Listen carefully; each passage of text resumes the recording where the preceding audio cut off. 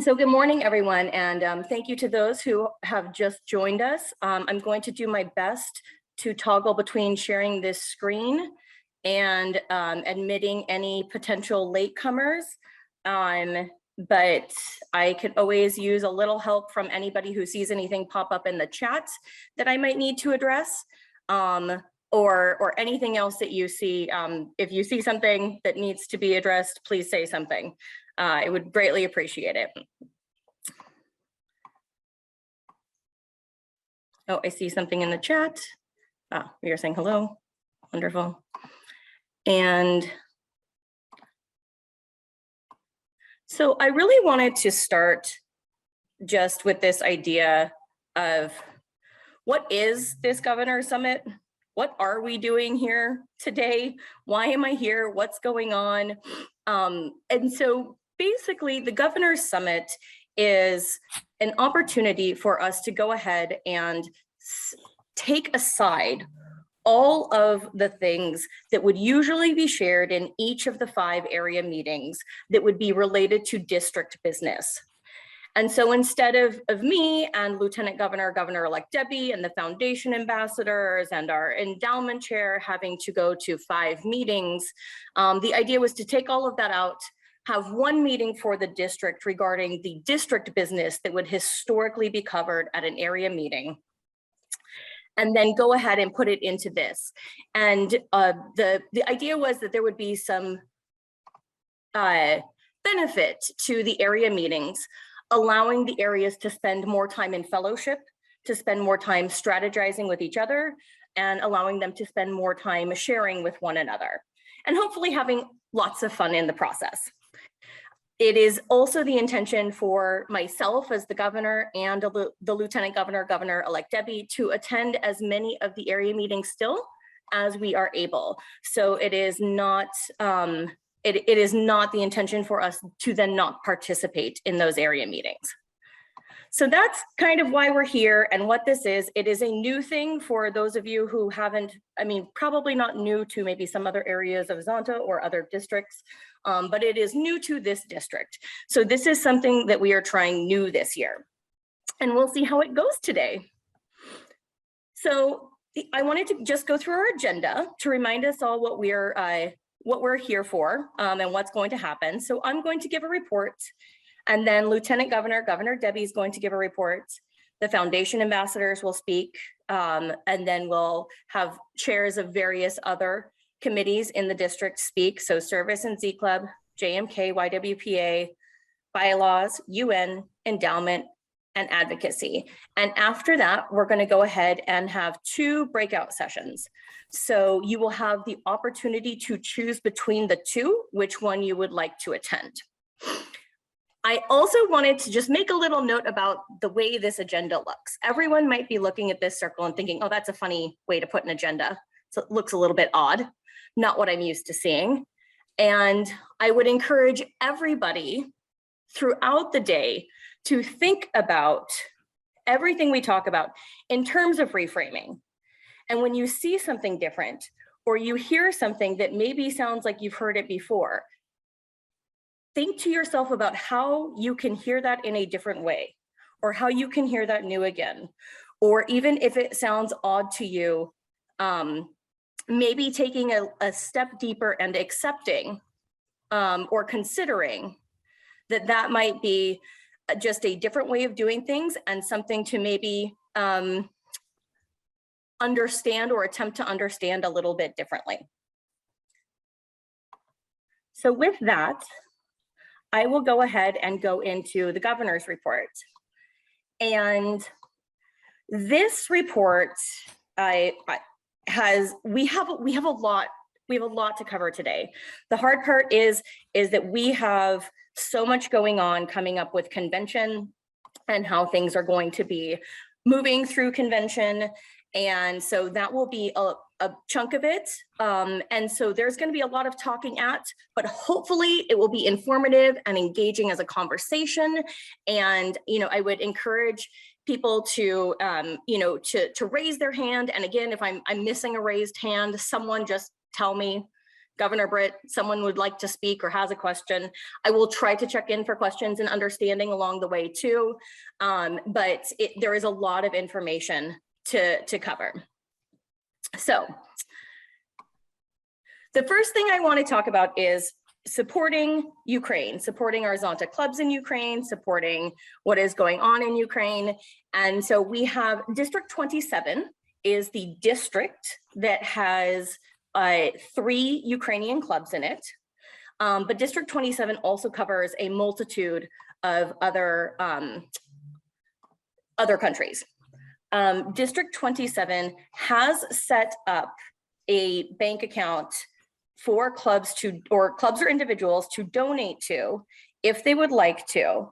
And the district is making sure that that money gets to the Ukrainian clubs. It has been mentioned to me that for many in the US, an international transaction is a little bit difficult. If you bank with an international banker, it's not nearly as hard, but if you're going to a more local bank, yes, this could be something where you have to get a special form and do a special thing. But if clubs are interested in raising money and sending it there, this would be the way I would suggest you consider doing it.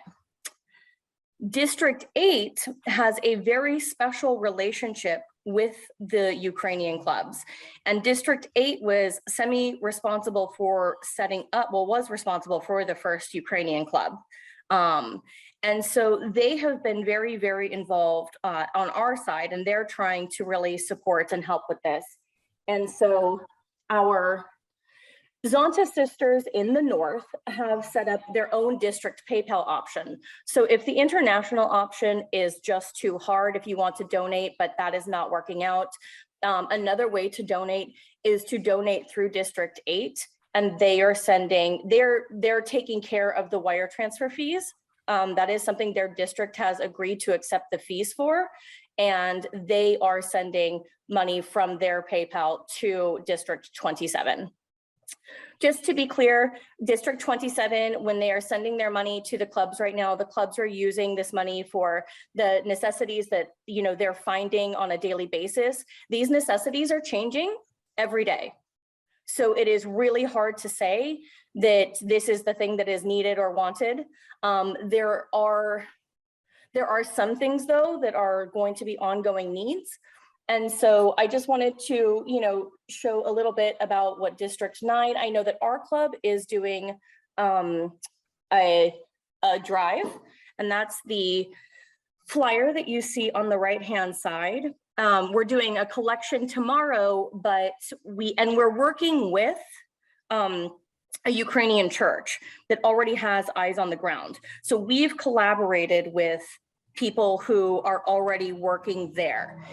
If your clubs are already doing something, that is fantastic. If you are thinking about doing something, I highly suggest you do it in this manner with people who already know what is needed. And I believe that Gloria can probably share the Amazon wish list that is also associated with this drive if you wanted to participate in that way. Sorry for the tiny plug for my own club, but I know that people are desperate to try and help with the situation, and they just want to know how. And so I'm trying to give as many options as possible right now.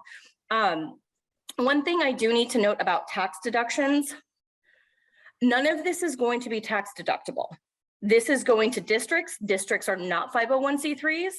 And while District 27 is doing the best job it can to account for every dollar or euro or whatever that goes to the Ukrainian clubs, and they are happy to provide updates on what the money has gone to, they cannot make this tax deductible, nor can they guarantee that they're going to be able to account for everything.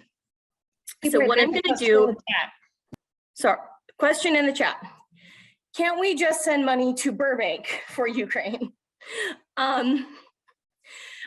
If you are going to send money, I would say we have not set up, the Burbank Club has not set up a PayPal option to send money to Ukraine. So if you would like to send money, I would suggest that you do it through District 8's PayPal option.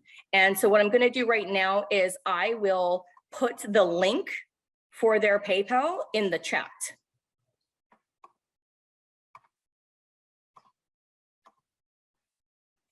And Annalena had noted she donated through the UN. Yes, there are so many options that are good options. That is very exciting to see, because I know that when we are talking about sending money just off somewhere, sometimes that's hard to feel comfortable with.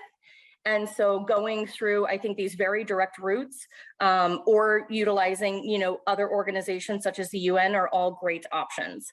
So before we move on, does anybody have any questions about this? Great, because I'm on the first part of my presentation and I'm already a minute over my allotted time. So on we go.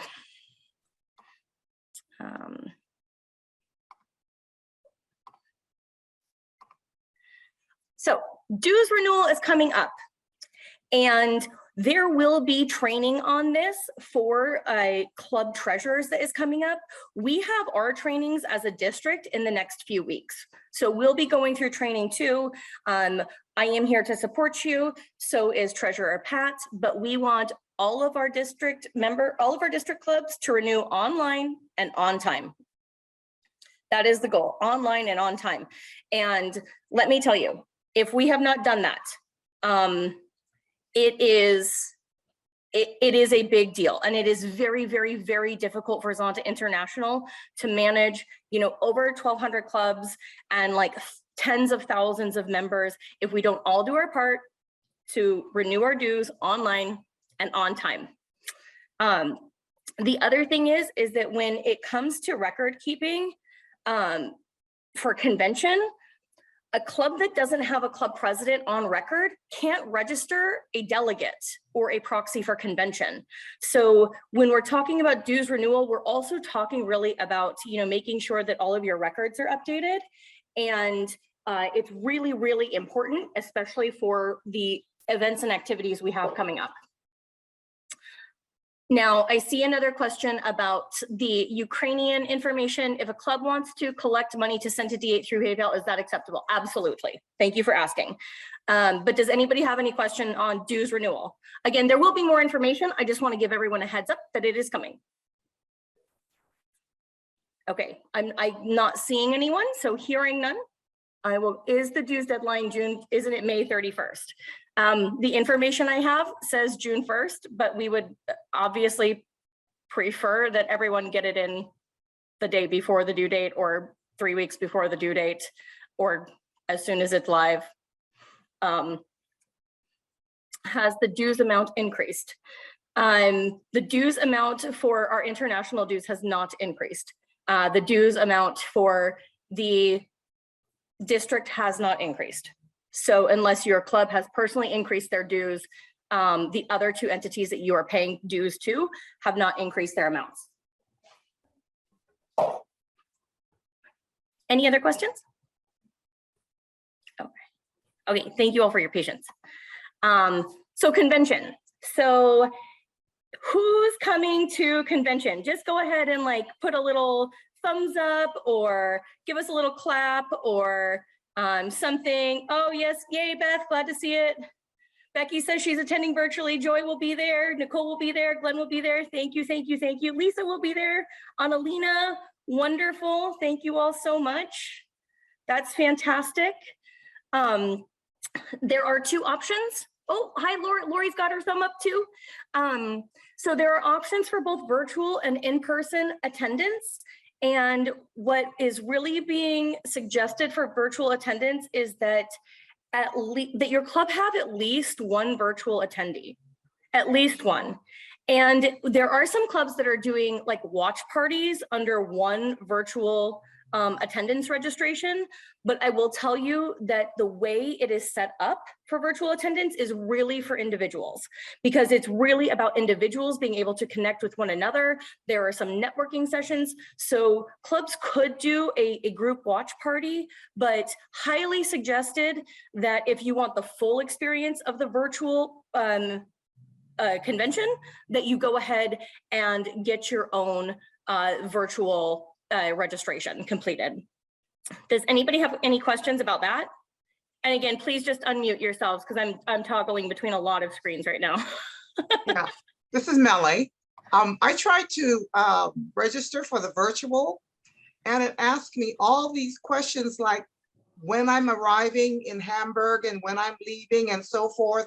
And I can't get through any of that. I just want to do the virtual. I know that Becky recently did register virtually. So because I do not know what your screen looks like, but Becky might be able to speak to that. Becky, can you help? Yes, so it does say that, which was a little bit frustrating, but you just ignore those questions. So basically, I also second guessed it, Melee, and at first I was like, wait a second, did I click on the wrong option? But I went through and you'll see that they just have those questions there for both people who are attending virtually and in person. So just ignore them. And when you get to the end screen, when you pay, just double check that it says virtual. And as long as it does, you're fine. Thank you very much. Thank you, Becky. Thank you, Millie. Our district has 33 individuals currently registered, both virtually and in person. And we have 11 clubs being represented in person, which is pretty exciting. Registration for delegates and proxies opens on Monday. So please do take a look at that. There will be information sent out through ZI about that, and it goes through May 15th, but the sooner the better. And there will also be delegate training approximately the 6th week of June. So, and again, the only way to register a delegate or a proxy is through your club record by your club president or treasurer. So make sure that your online records are up to date. Headquarters is not going to accept email notifications for delegates. It's way too large a task to have people using other methods of attempting to communicate about this.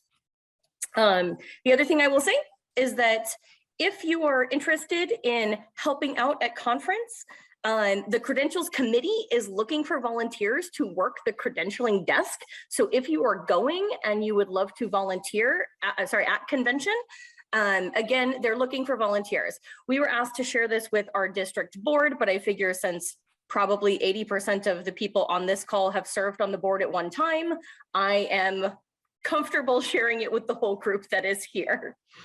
I think we have I think I saw Lori's hand up and I see Nicole's hand up. Lori, that was a mistake.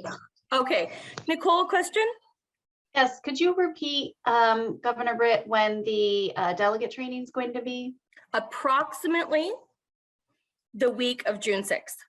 Okay. Somewhere around that time. Mm-hmm. Thank you so much. Yep. There's also a question in the chat about if you can be a virtual delegate. So you cannot be a virtual delegate. All delegates and voting needs to happen in person in Hamburg. So if your club is not attending, and we're going to talk about proxies on the next slide, if your club is not attending, you need to register a proxy with another club. So proxies. Past Governor Melee. You are on mute.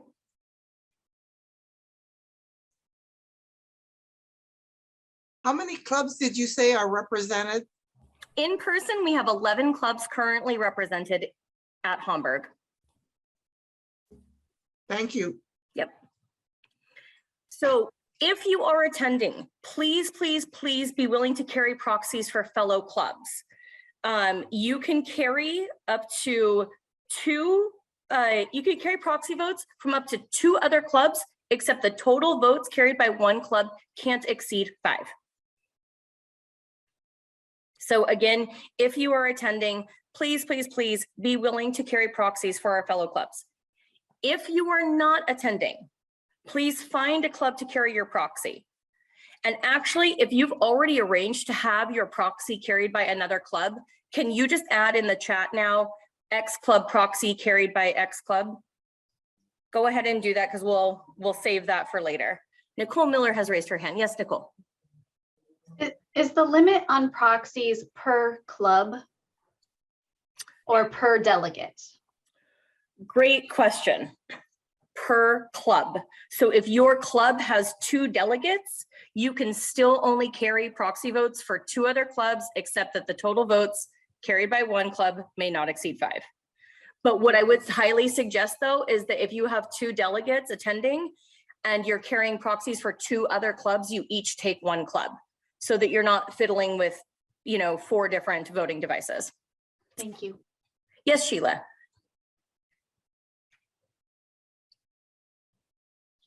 Sheila, I can't hear you. But you do not appear to be on mute. No. No. Do you want to put your question in the chat? Yeah, okay. Oh, thank you, Joy. Reno's going to carry, okay, and Riverside will carry AV. Thank you both. Thank you, Laura. Thank you, Joy, Dolores. Thank you. Wonderful. Proxies and credentials this year are a bit of a team sport across the Zonta globe. We are really trying to manage this, especially with countries who may not be able to travel at all. So I really appreciate your help. And if, what I'd really love to do is make sure that we have District 9 sorted out in terms of who is attending and who is carrying proxies.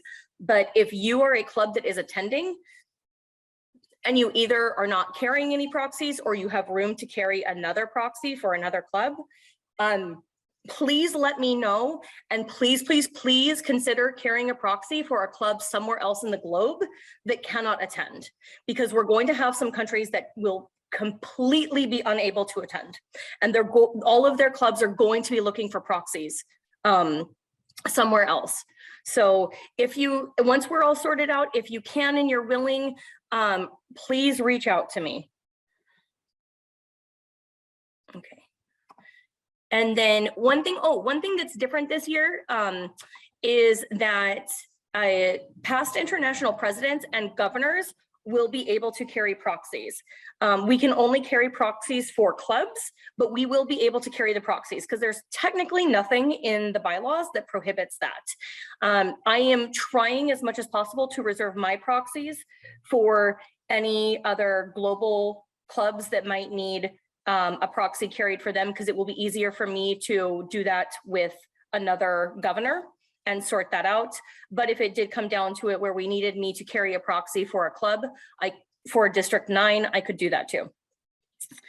And then the last thing I just want everyone to know is that ZI is going to create a voting guide sheet. They did this in 2020 as well, but basically it'll be that like clubs that are assigning their proxy votes can fill out the form and let the delegate representing them know what they want to vote for. So you have all of that information on the form ready to go, and it should be helpful in understanding the way you're being directed to vote by the club that is being proxied. The only other thing I will say about that is that for like new matters or proposals from the convention floor, the in-person delegate should vote according to their assessment. So if something new pops up, that person, because you have given them your proxy, you are entrusting them to go ahead and vote on any new information on your behalf, and to make their, their best judgment. Any questions? Okay. Other updates. Zonta now has an app. If you haven't gotten on the app yet, please do. It's a wonderful way to communicate. You can set up a Zonta calendar on it. It has a feed from our Twitter profile. It's a lot of fun to poke around in. You can create groups and forums, and you can like message people in groups, or you can message people directly. It's another wonderful way to connect and to keep all of your Zonta information in one place. There is a lot of other information that you can connect through the app that's available on zonta.org, but some of the way it's organized in the app might make it a little bit easier to find. So I'm super excited about that. I hope everyone does decide to download the app and join. You can do it either through your Google Play or through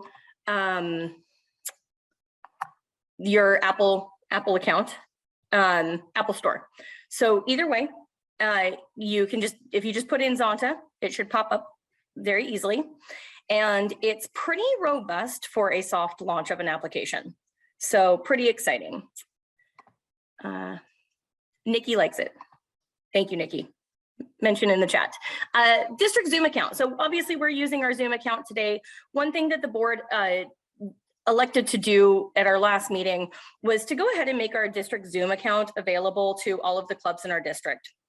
And the reason we want to do this is because we know that virtual meetings will be a thing moving forward, and we don't want any clubs to have any barriers to participating. I know that a lot of people are using personal Zoom accounts, and if, you know, and I know that for some clubs, $15 a month might not seem like a lot, but for some clubs, that is a bit of a hardship once you add that up over 12 months in a year.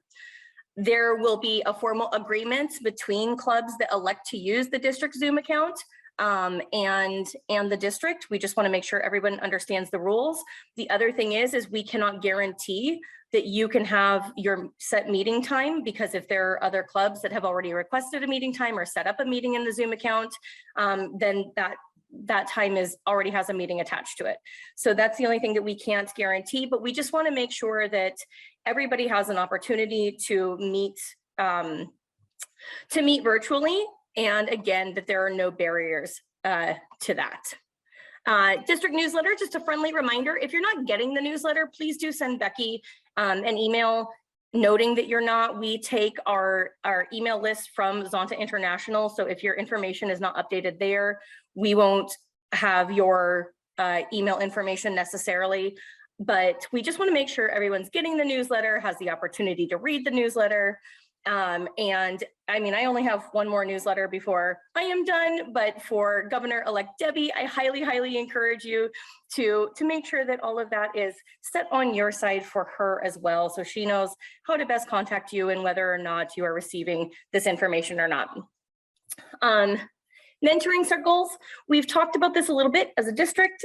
This is something that I am interested in starting. We have a small but mighty group that is helping to plan the mentoring circles, and we have elected to start with a mentoring circle on surviving LunaFest. So I am confirming dates for that circle, and you will get information shortly. But basically, a mentoring circle is a small space for a small number of individuals to meet together to talk about a particular topic and to kind of, you know, help each other come to some solutions or conclusions. So we are looking forward to hosting that. And we are getting close to the end of my presentation. It is far longer than it was supposed to be. The district goals, I just wanted to let everybody know, I am not ignoring them for the sake of this meeting, but what I would like to do is share them in another upcoming meeting, because it will be at the end of the biennium. And so I will be able to provide a full account of the results of our district goals at that time. The last thing that I want to talk, oh, there's one question. Who should we contact becoming a proxy, both US and anywhere in Asia or Pacific? Okay, so Newport Harbor will not need a proxy because they are attending and are carrying they're carrying the proxy for South Bay, which would mean that Newport Harbor, as far as I understand, it would have the opportunity to carry one more proxy for another club. But I'm not really sure if that's the question, Sheila.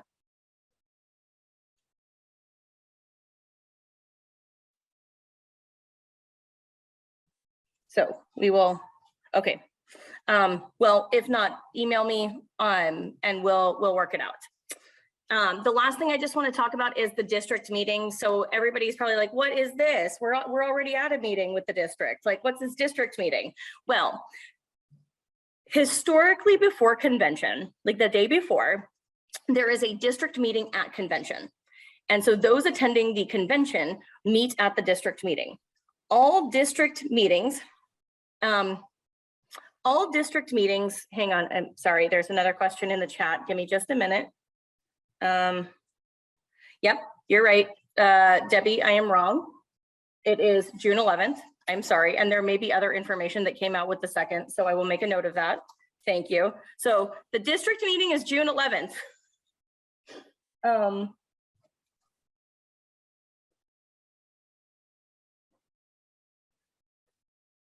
Sorry, I'm just making a note.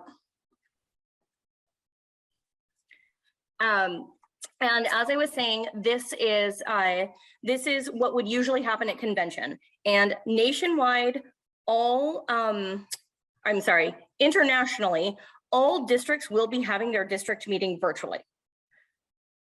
So usually this would only be open to individuals attending convention, but I want to make it clear that everyone in the district can attend our district meeting.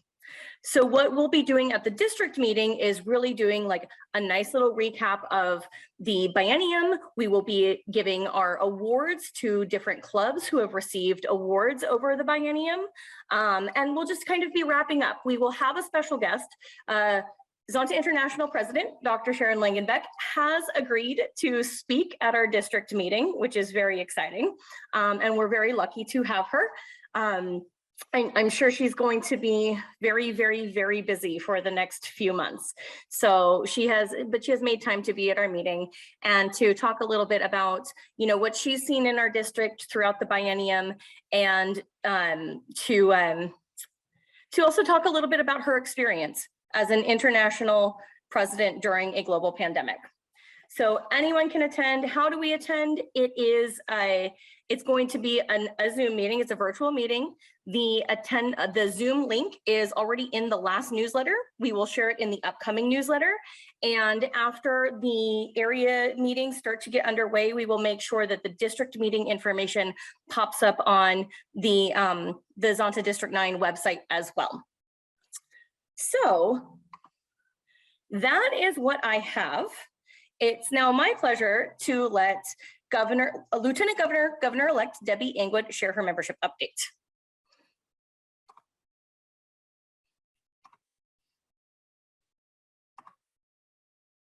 Hey, can you hear me? Yep. You want me to put up your? Yeah. Okay. Okay. When you took it away.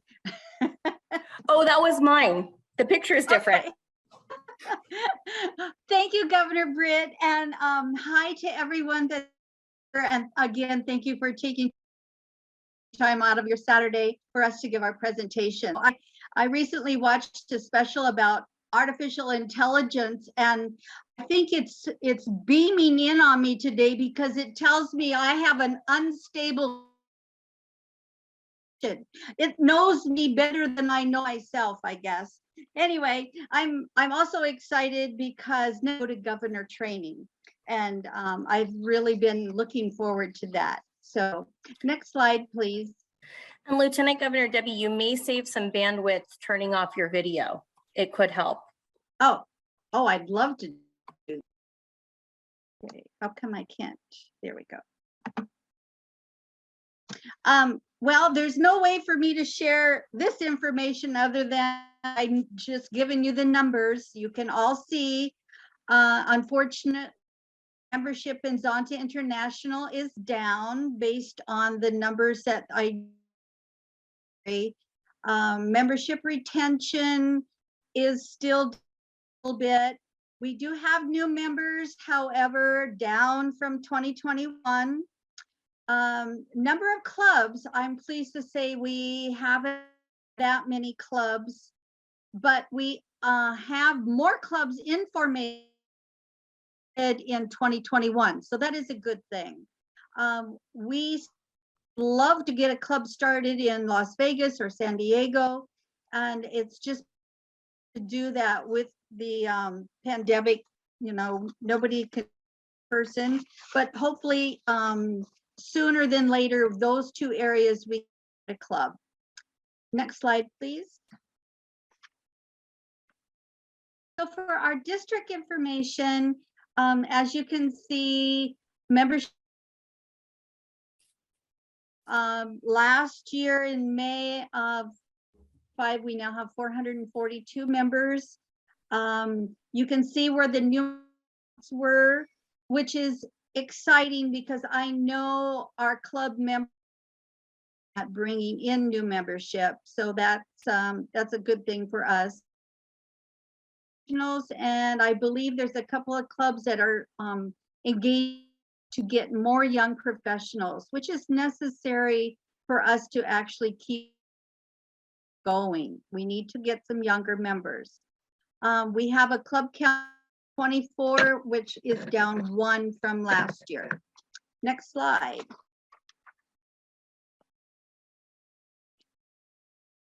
Okay, the time of year that Zonta International wants us to promote the Add Your Voice. This is a program that is sort of like a little competition. Of course, the goal is for us to get new members, and all members are encouraged to attend and participate.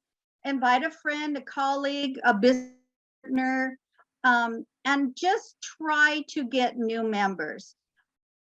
To me, retention is just as important, but this is something from Zonta International. If you go on Zonta International website, you can find details about what the rewards are, and they have those broken up into 3 tiers based upon are. I'm not going to go into all of those details because what I do is go on Zonta International and it's right there for you. Hey, Debbie, you have a question in the chat about which club we lost? The club that we lost was the Phoenix Area Club. The Phoenix Area Club had been struggling for several years, and the president had served many a term, and she was in a car wreck, and I think she was just worn out. Thanks, Debbie. We've invited her to attend our club in Maricopa, and I know the Phoenix East Valley Club extended an invitation, but Mary continued her membership. Other members moved out of the area, so we're sad that they're gone. Okay, next slide. One of the things that I've had every other month is a membership meeting online for the chairs or anyone for the clubs to attend. It's a 1-hour meeting, and we have great discussions and a lot of fun sharing information. Our next one is going to be June 4th from 3 to 4 p.m. Last one. But the things that we try to emphasize is the 4th have here captured: retention, new members, mentoring, and then developing. Now, if you think about retention, these are the membership with your club, and they are the ones that we want to keep it. So you need to be open to listening to new ideas. You need to engage those members. Don't just have one person that does everything in your club. Get all of the members to do at least one thing, and those members when they do things for your club. Everybody likes to have that little thing that they're appreciated and needed. Now, as far as new members, hold your social events, because people coming into our organization to see that we're not just a bunch of old ladies getting together for a social sewing club. You know, we are productive. We need to hold events so that we can share what we are doing in our community and emphasize the benefit of being a member of Zonta, both local community and globally. And then, of course, there are those that don't really want to join, but we call friends of Zonta. Those are also very important members to have, because they're the workers who have an event that help out in all kinds of ways. Mentoring is another thing that I feel pull in our past governors, our members that have been with the station a long time, and get their abilities to train us on leadership and how to do better projects, and reaching out into your community with public relations. Also, young members should be mentoring their young members, because they're the ones that's going to be keep the organization going. As those of us that are getting older, you know, the ones that have been in this organization 40, 50 years, they're So we need the young blood in here with fresh ideas, just like Governor Britt has brought in this amazing, great ideas that she's shared with us during her biennium.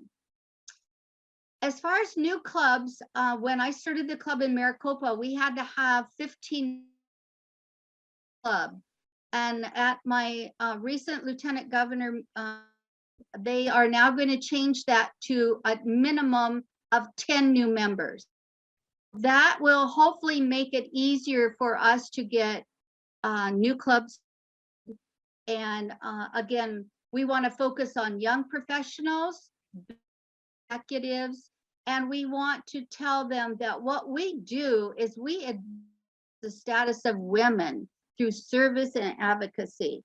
You know, if you 30-second elevator speech ready to go. That's all I have today. If you have any questions, please let me know. And again, if you're available June 4th from 3 to 4 p.m., I would love to have you join us for my last membership meeting. Thank you, Lieutenant Governor, Governor-elect Debbie. We had a question in the chat from Faye about if any of the members, I'm assuming from Phoenix, going to Zonta Direct for membership, which I'm assuming we're talking about individual membership. So Faye, please clarify if I've misinterpreted that. But the answer would be we don't know, but that is certainly an option. Oh, thank you.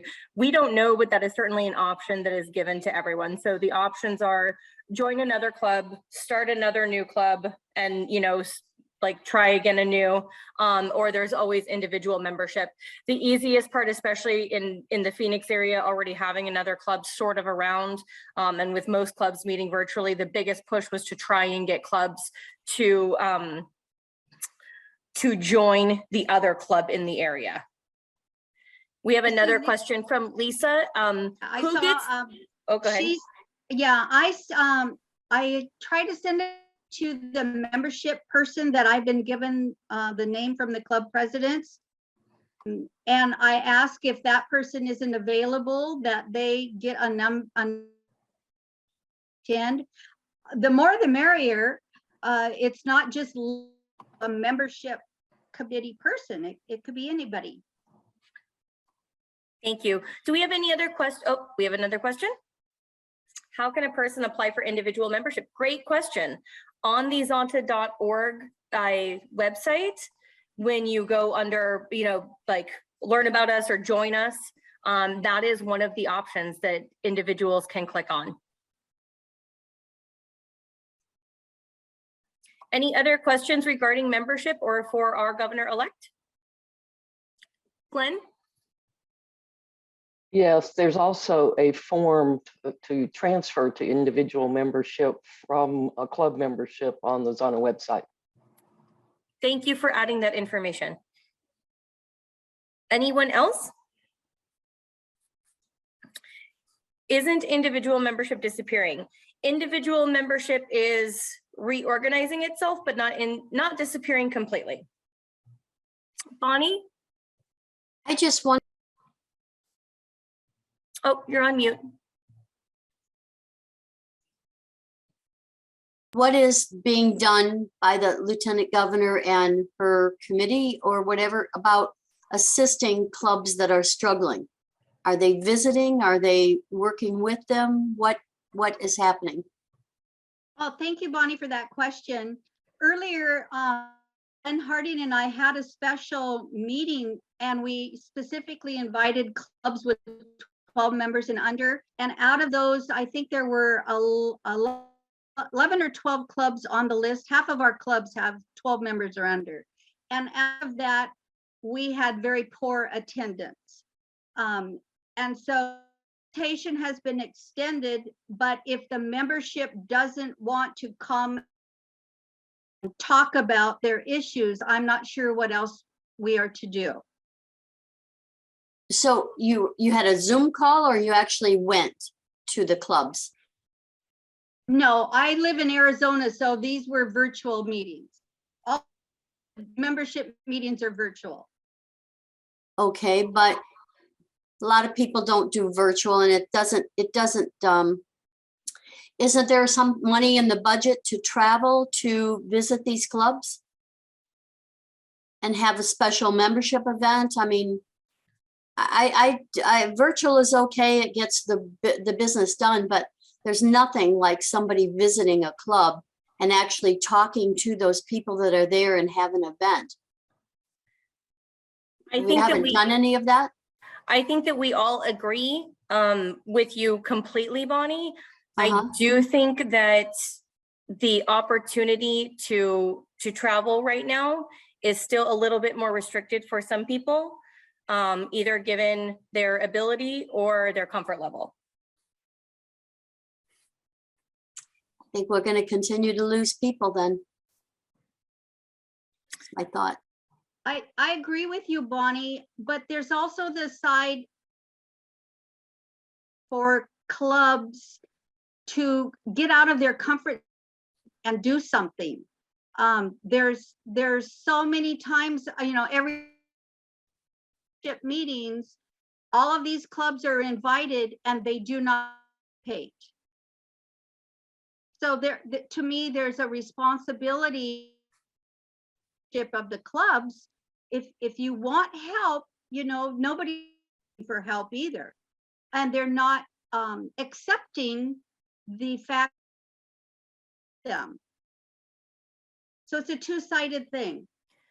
What I would suggest, because I know that this is an important topic and I know that we probably want to spend more time on it, but I think that we're probably already about, no thanks to me, about 45 minutes behind schedule, is that if you are interested in helping out or sharing more feedback on this, please do reach out to Debbie to attend her upcoming membership meeting, because I think that I'm going to say, I think Lieutenant Governor, Debbie Governor-elect would be happy to have other individuals that are not just the individuals who are the membership chairs attend if they feel passionately about the subject and if they are willing to discuss a little bit further. That would be my suggestion. Is that okay with you, Lieutenant Governor Debbie? Absolutely. Wonderful. Thank you so much. Glenn, you still have your hand up. Is this a new question or from before? Okay, so we're going to go ahead at this point, and I am going to let our foundation ambassadors give their update at this time. And I think that Nikki said she will be sharing her screen. Unless you want to keep this up because it's so fun. No, I'm going to share my screen.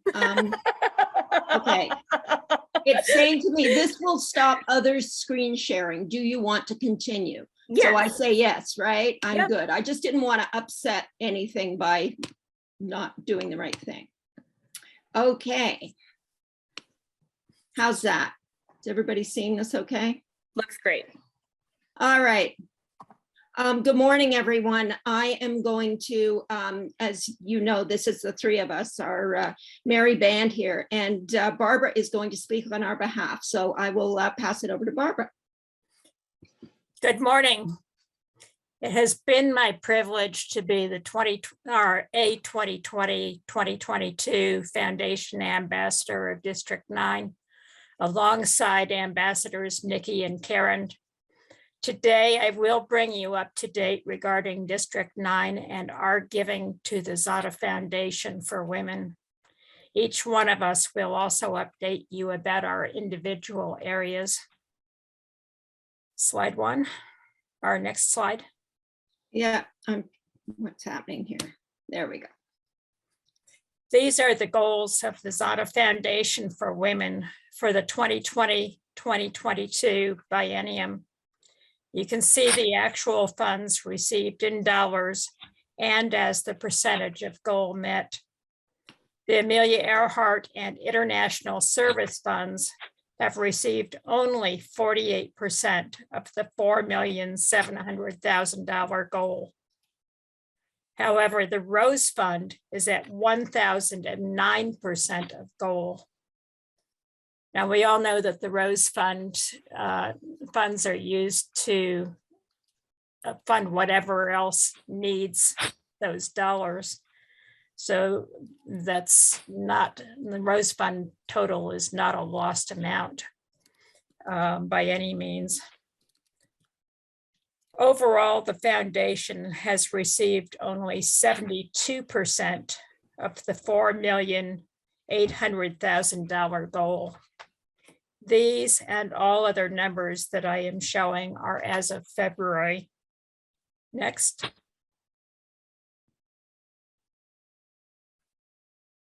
The district comparison.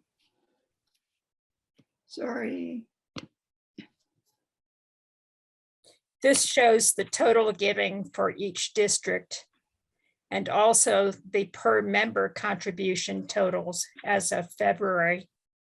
At that time, District 9 had 442 members, and the contribution average per member was $391.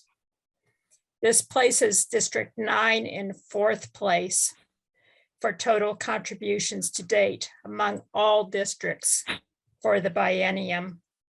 However, our per capita giving is the 2nd highest among all districts.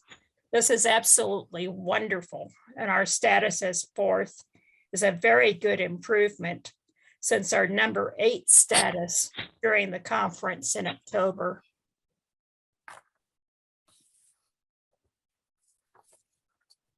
Our district is in only 14th place among all districts for club donations. This is a drop from our top 10 standing last October. 4 of our clubs have not yet donated to the foundation. Remember, 1/3 of all service club dollars should be going to the foundation. And I would add that this is an international organization and we have an obligation to be funding our international funds. If your club has not donated, excuse me, my voice is going. If your club has not donated, please do so now. Help us to join with the other districts that have 100% of their clubs donating. We are so close. Let's become the 4th district with 100% of clubs participating.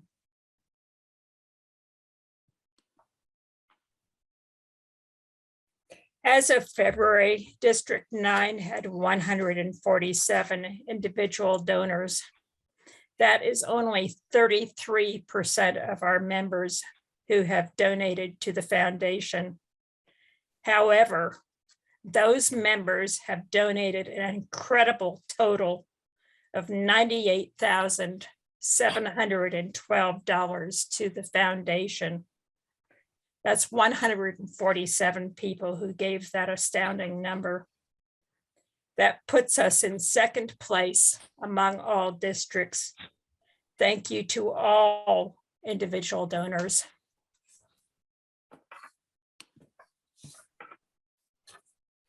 As a district, we are doing very well.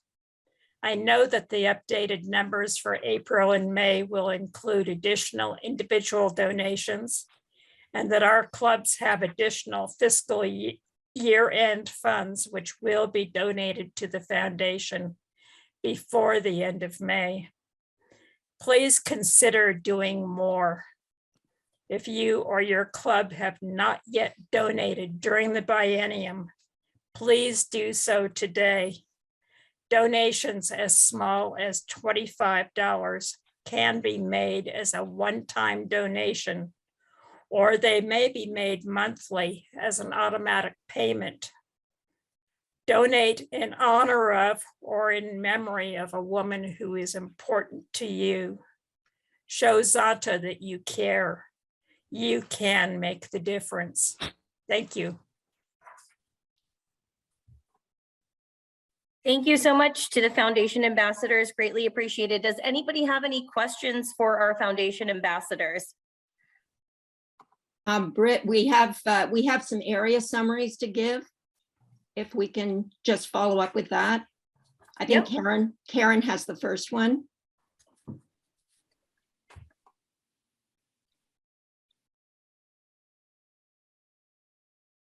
Good morning, everybody. So your ambassadors, all three of us had a total of 10 minutes. So I have 1 minute. So here's what I'd like to tell you in 1 minute.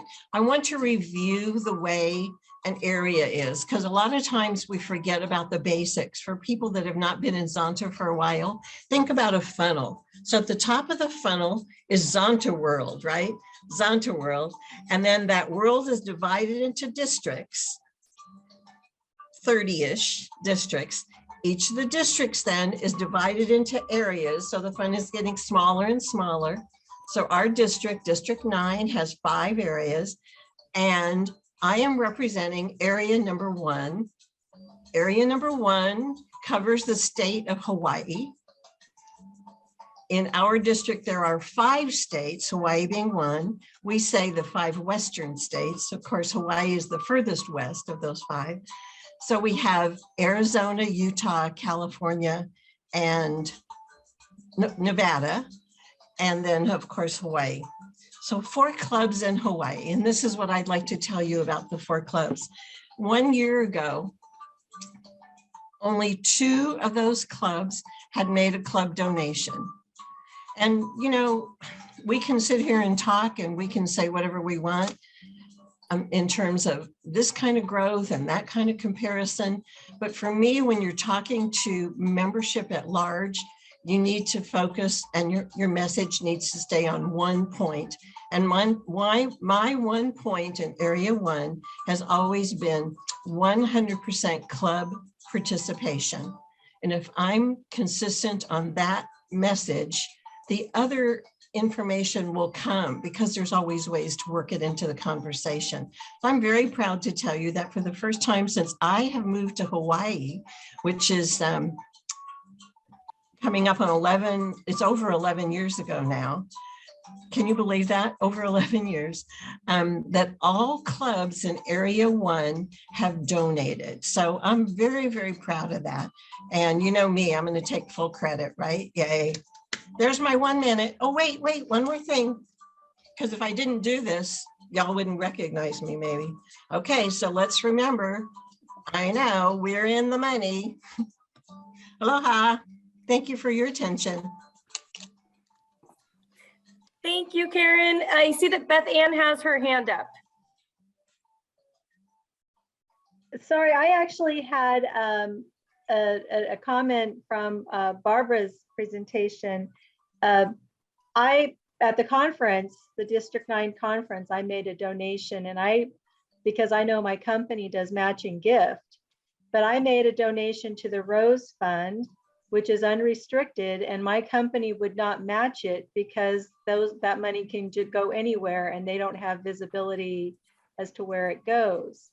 So that's one thing to maybe keep in mind when you try to get donations. If people have companies with matching gift, they may actually have to specifically donate to Amelia Earhart or a specific area. Otherwise their companies may not match that donation. But that's one way to bump that up. That is really great information. I'm getting a lot of feedback. Yeah, that is terrific information. Thank you for passing that on. I had not heard that before, but we will definitely keep that in mind. And Yeah, because thank Nikki, your Burbank, it was Disney. Was it? Oh, that's really good to know. Thank you. We do often try to encourage matching donations, or at least highlight the fact that you should be looking for that from your employer. But we have not in the past told anyone looking for a matching donation to be aware that they may not be able to give to an unrestricted account. So we all learned something right now. Thank you, Beth Ann. There may also be rules, individual corporations may have different rules about matching grants. And so I think the message in this is to check with your employer before you make the donation so that you are making it in a way that it will be matched. Wonderful. And thanks again.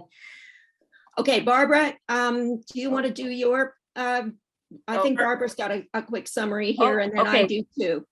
Okay. Okay, hello again. Area 2 has 6 clubs. Berkeley North Bay, Folsom El Dorado, Greater Reno, Sacramento, Salt Lake area, and Silicon Valley. I am very proud to report that all 6 clubs of Area 2 have made at least one donation to the Zata Foundation for Women. Also, 41 individual members of the area have donated. As of February, our clubs have donated $6,790 to the foundation, and individuals have given an absolutely astounding $52,477.01 to the various foundation funds. However, our six clubs can do better, and donations can still be made until the end of the biennium. Please make our area shine. Make your additional donations for the biennium and do so sooner rather than later. Area 2 can make the difference. Thank you. Thank you, Barbara. Nikki here, and I will give the Area 3, 4, 5 summary. I'll do it very quickly because I know we're running behind time. Area 3, particularly proud of my own area. All clubs have made a gift to the foundation in this biennium. This is a first for us, so we are very excited about this. Total club gifts at this point, $40,638. The highest club contribution in our area was $31,500, the lowest $100. The message in there is that it doesn't matter about the size of the gift, it's just the fact that you do it, and we appreciate every gift. Total individual gifts, $80,519. I didn't go through and calculate the number of individual donors, but that's a pretty amazing amount. And the total Area 3 gifts to the foundation so far, $121,157.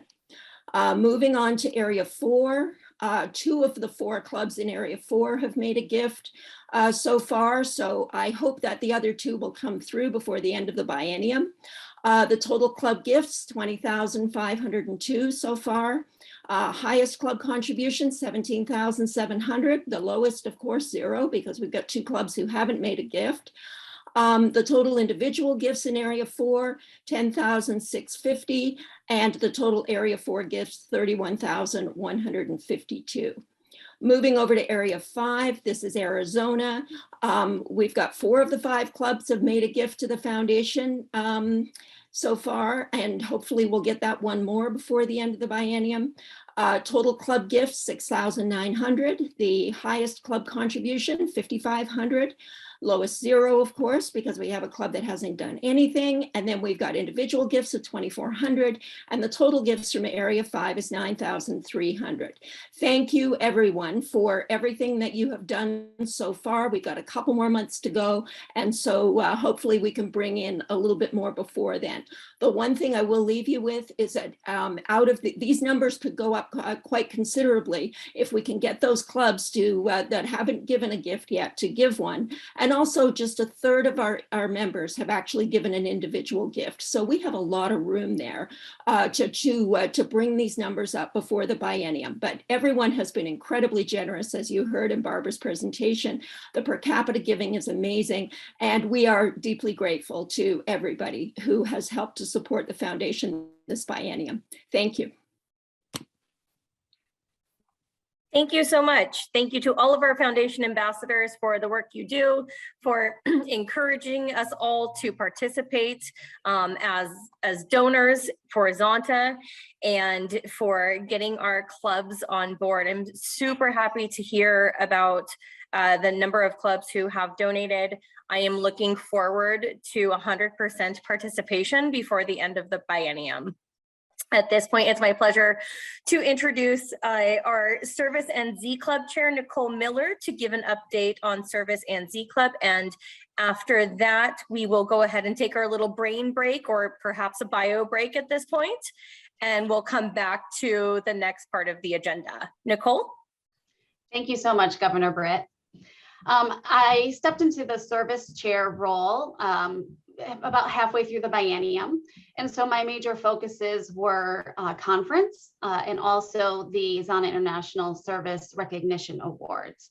So what I wanted to talk about today a little bit is I wanted to, as we're going through our club's annual planning and as we're looking to next year and we're thinking about what we've done this prior biennium, I wanted to go over what tools are available on the Zanta International website.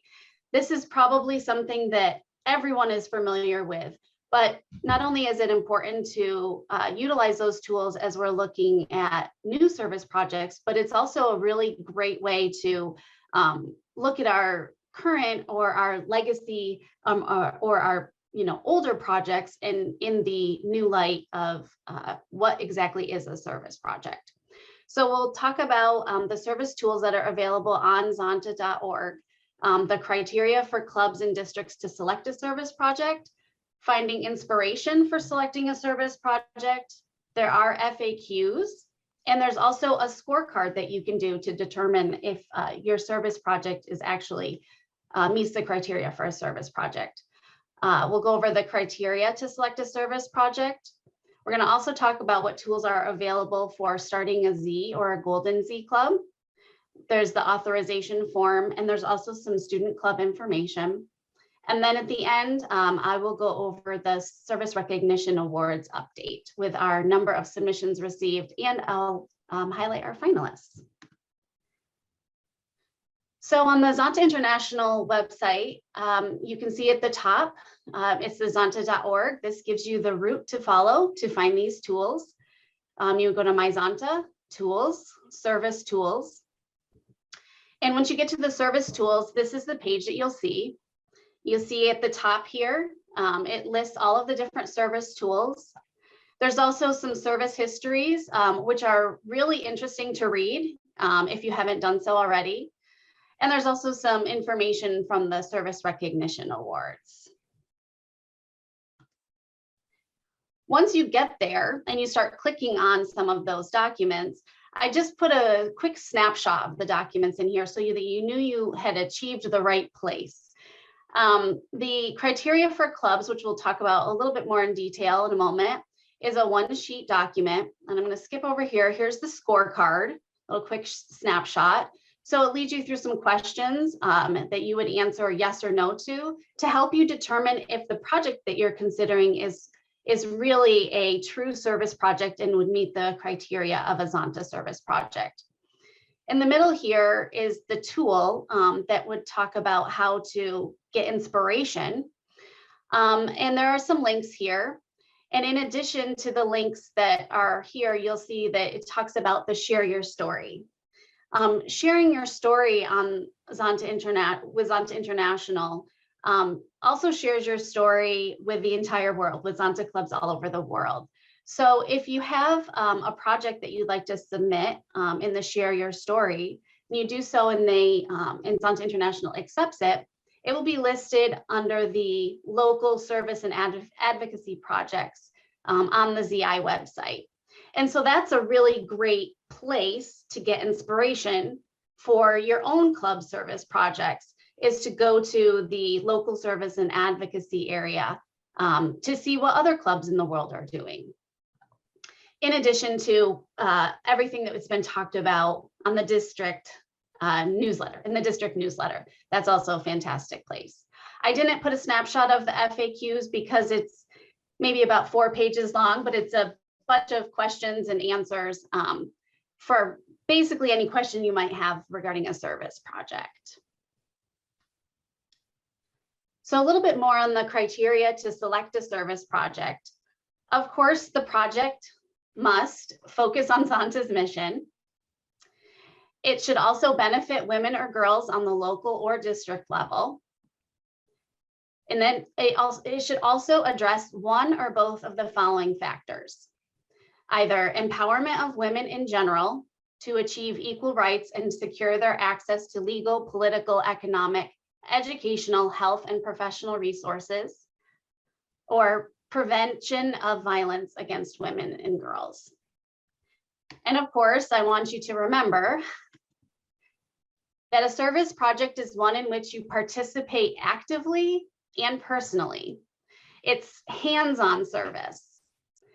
It's desirable if there's an advocacy aspect to it. You may partner with other organizations. You will always want to be sure to protect Zonta's credibility and to give visibility to Zonta.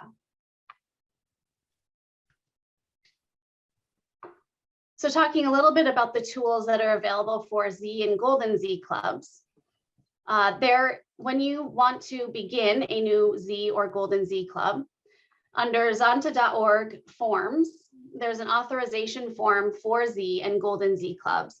It's a 2-page form, which is shown here. There's also information on the zonta.org site about how to get involved, join student clubs. And there is information about what student clubs are, what Z and Golden Z clubs are, why they're beneficial, and how they help Zonta. And I put a note here that I would like to refine our district tools that we have with Z and Golden Z Club with the service project ideas for 2022-2024. That's a goal that I think would be fantastic for our district to have, to utilize our PowerPoints and our step-by-step process for how to start a Z and Golden Z Club, and to have those available on the district website, I think would be really beneficial to our local district clubs. So that's something that I'd like to work on going forward in the new biennium. Moving on to the last portion, which is the Service Recognition Awards. So the Service Recognition Awards are at the 2022 convention. Zonta International is going to recognize outstanding service projects undertaken by Zonta clubs and districts that benefit women in the local community with the Zonta Service Recognition Awards. So our district received 5 club submissions. We also had 1 district submission. And from those submissions, the district evaluating committee selected 3 club finalists and 1 district finalist. Congratulations to those finalists, and thank you to all who submitted. The district finalist was our Advocacy Alley project at the 2021 District 9 conference. The beneficiaries of the project were the conference attendees representing the clubs in District 9. Zonta partnered with such organizations as the Bloom Foundation, Families Forward, HIRE, the I-5 Freedom Network, UNAOC, and WTLC, helping to bring awareness to an issue, provide an opportunity for action, and inspire attendees to carry out related actions in their own clubs and communities, which many clubs did following conference. They took that information home and they partnered with those organizations and other organizations to do similar service activities in their own communities. The Service Recognition Award finalists are in alphabetical order here. So our first finalist is the Zonta Club of Kauai. Through their 16 Days of Activism campaign, their Zonta Says No. The beneficiaries of the project were recipients of Care Bag Essentials for Women in 147 hand-sewn drawstring fabric bags. The beneficiaries were clients of Child and Family Service and Catholic Charities who assist women, including women experiencing homelessness. There's a photo here from their project, and I think that not only are they amazing looking bags, but very cheerful as well with those, with the fabric bags. Absolutely amazing. The second finalist, the Zonta Club of Newport Harbor, their project created city and county law enforcement soft rooms, which helped 100 beneficiaries in the areas of Aliso Viejo, Stanton, Costa Mesa, Westminster, Santa Ana, and Orange County sheriff's and coroner's offices. The redesign, furnishing, and remodel of these rooms into soft rooms eases the victim's trauma and interaction when being interviewed after being victimized. And we were only able to submit one photo. So unfortunately, the before photo was not highlighted, just the after photo. But the before photo was essentially a very plain room with 4 walls and I think a table and some chairs. The soft room is a huge improvement to these rooms. The last finalist is the Zonta Club of Santa Clarita Valley. The Zonta Club of Santa Clarita Valley Women in Film Conference featured 12 film industry professional women as panelists, a moderator, and a keynote speaker, sharing their experience and expertise in their area of focus to help young women in school or college looking to get in or get ahead in the film and entertainment industry. So I wanted to say congratulations to all 3 of our club finalists and also our district finalists, and we wish everyone luck in the Service Recognition Awards at convention. Very short, but thank you. Does anyone have any questions at this point? Okay, thank you so much, Governor Britt. Thank you, Nicole. Thank you for sharing with us, and thank you so much for your work with the Service Recognition Committee. It was a wonderful experience working with you and getting a committee together of individuals who, you know, came from around the district to make decisions regarding who had made applications. And I was very excited. I would love to see in the future more participation from our local clubs. I think that sometimes clubs think that they don't have something big enough or important enough to submit. And I think that every action is an important action, and we shouldn't shy away from wanting to show off what we've done. So my suggestion is if you're here and you are a club that did not submit, it's a very short application for the future, and it is it's a way for us to just see what you're doing and see what you're up to. So highly encourage participating in the future if you were not able to during this biennium. So at this time, I think we all probably need a brain break. So please take the next 5 minutes. It is 12:23, so we will come back at 12:28. But, you know, get a snack, go to, you know, you can manage yourselves for the next 5 minutes, but, you know, stretch whatever you need to do. I'll see you at 12:28.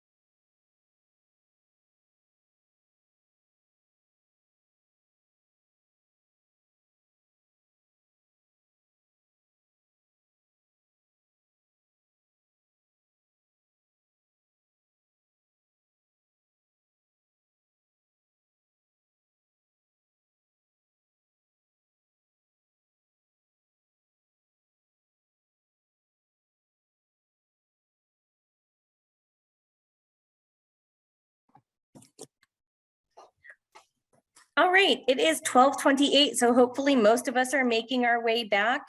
If you wouldn't mind just popping on your video just for a bit, so I know that you're actually there. You can turn it back off if you want, but just to know that you've arrived back here would be fantastic. We have another furry visitor who I will be removing shortly. This little guy right here, he's got to go.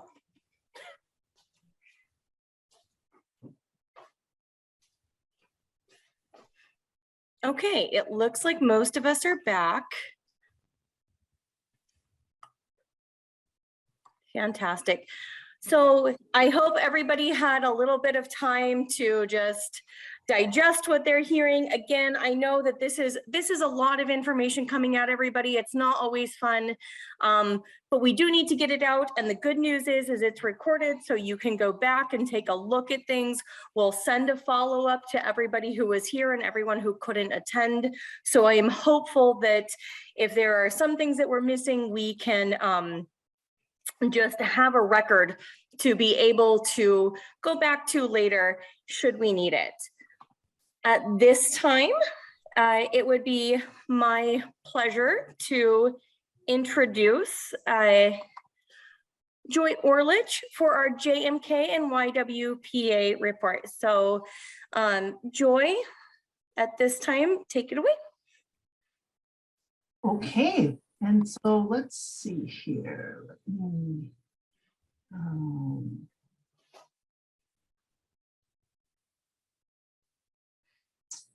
Let's see here. Top. I will, while you're getting settled, Joy, I will just say that I'm really excited for Joy to share this after our break, because Joy's done a lot of work trying to reach out to clubs and gain more information on how these awards and scholarships are used in our district. And so she didn't just make sure that everyone turned in their application on time. She actually took the time to assess what's happening and provide valuable feedback to Zonta International. So thank you, Joy, and take it away. Okay, all right. We'll make this quick here. So again, I think, you tend to think that most everybody is familiar and knows what these programs are, but that's probably not always the case, especially if this isn't an area that your club has a lot of activity in. So just going to give you a quick overview of each of these programs. The Young Women in Public Affairs Award goes back to 1990, and it's for young women ages 16 to 19. Previously, it used to be for high school students. Now it goes into early post-secondary education years. But the idea is to identify young women and encourage them to consider a commitment to public service and civic causes. And you can see that since 1990, when this award was established by our past international president, Lenine Ford, we've given over $1.2 million to young women around the world. It stresses an active commitment to volunteerism, local government, volunteer leadership, achievements, a knowledge of Zonta International as programs. The idea isn't just to find young women who are superstars, but also to use this as an educational opportunity and outreach for what Zonta does, and hopefully connect with them as they pursue their careers down the road. The Women in Business Scholarship, kind of shorthand, we tend to call it the JMK Award. Jane M. Klausman was a Zonta International parliamentarian and left a bequest to start this scholarship program in 1998. There have been a few attempts over the years to rename it, but old timers like myself and others, I guess, are too wedded to the Jane M. Klausman part of it. But we do more frequently refer to it as the Women in Business Scholarship Program. And this is for women at any age pursuing either an undergraduate or a graduate degree in business. And let's see here. Since 1998, we have awarded more than $1.6 million to young women in over 66 countries. So that's pretty exciting when you think about it. One of the things that always excites me about Zonta is our ability through these programs to reach so many women and girls in so many parts of the globe that we would never be able to meet personally, but know that we are having an effect through our contributions and by our clubs participating in these scholarship programs. So I think that's pretty cool. Again, sort of, I added this just during the break because I thought what Nicole did was great to show you some of the amazing tools that are on our website. And so this is just a quick snapshot of, and this doesn't even show all the Young Women in Public Affairs award tools because they go on longer than you can fit on this page. But you can find, of course, the application and the cover sheet and then the evaluation criteria and those things, which are really important. But you also see sample certificates. You can see lists of past awardees. You can look at, they give you sample letters to send out for the winners, for the people who aren't selected at the local level. So many great resources on our website. Again, I encourage you to go to that tools section, and it's under awards and scholarships and fellowships. It's a lot of great stuff there. Here in our district, for the past biennium, for the Women in Business Scholarship, we had 11 submissions, club submissions in 2020, and 6 in 2021. You can see the club winners there. For the Young Women in Public Affairs Award, we had 8 submissions in 2021, and just like a little over a week ago, I only had 2 for this year for the Young Women in Public Affairs, and then suddenly they started pouring in. And just this morning, I discovered we may have had a first. We may only have 10 club submissions, not 11. It appears we had a young woman submit her application to 2 clubs in Area 5, both of whom selected her. And only as I was going through the applications and combining PDFs into a single PDF did I discover that. So we're gonna have some further conversations about that. That may be something that needs to be discussed for the future.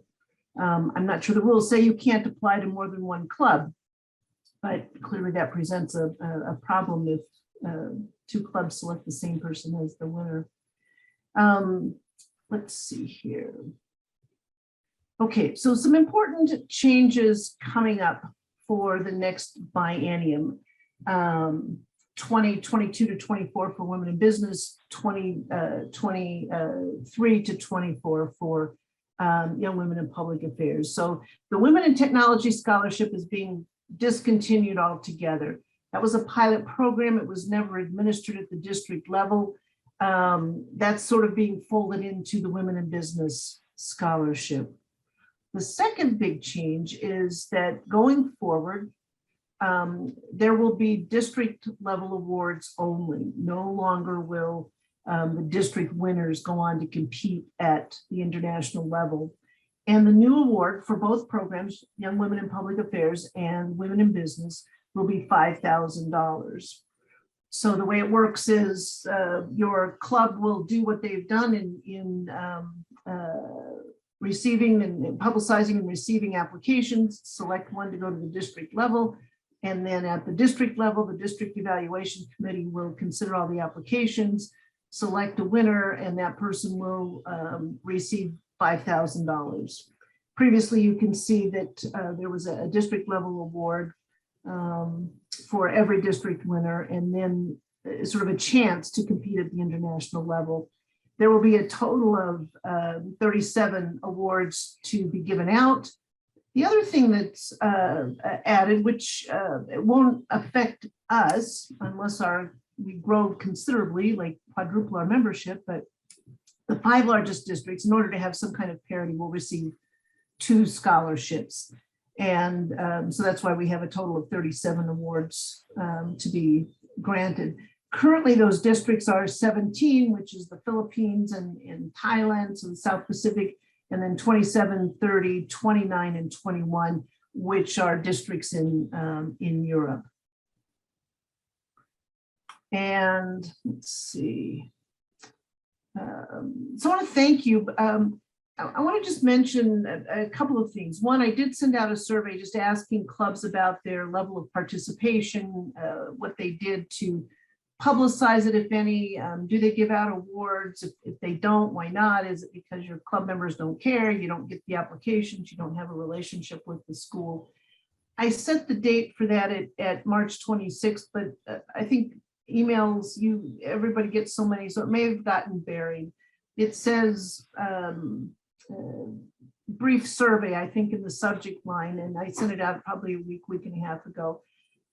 I have sent that information in a summary to headquarters. That's what Britt mentioned. But if you happen to go back and look at it and didn't take the time to answer, it's just an email that you can reply directly back to me. It's not even a survey form.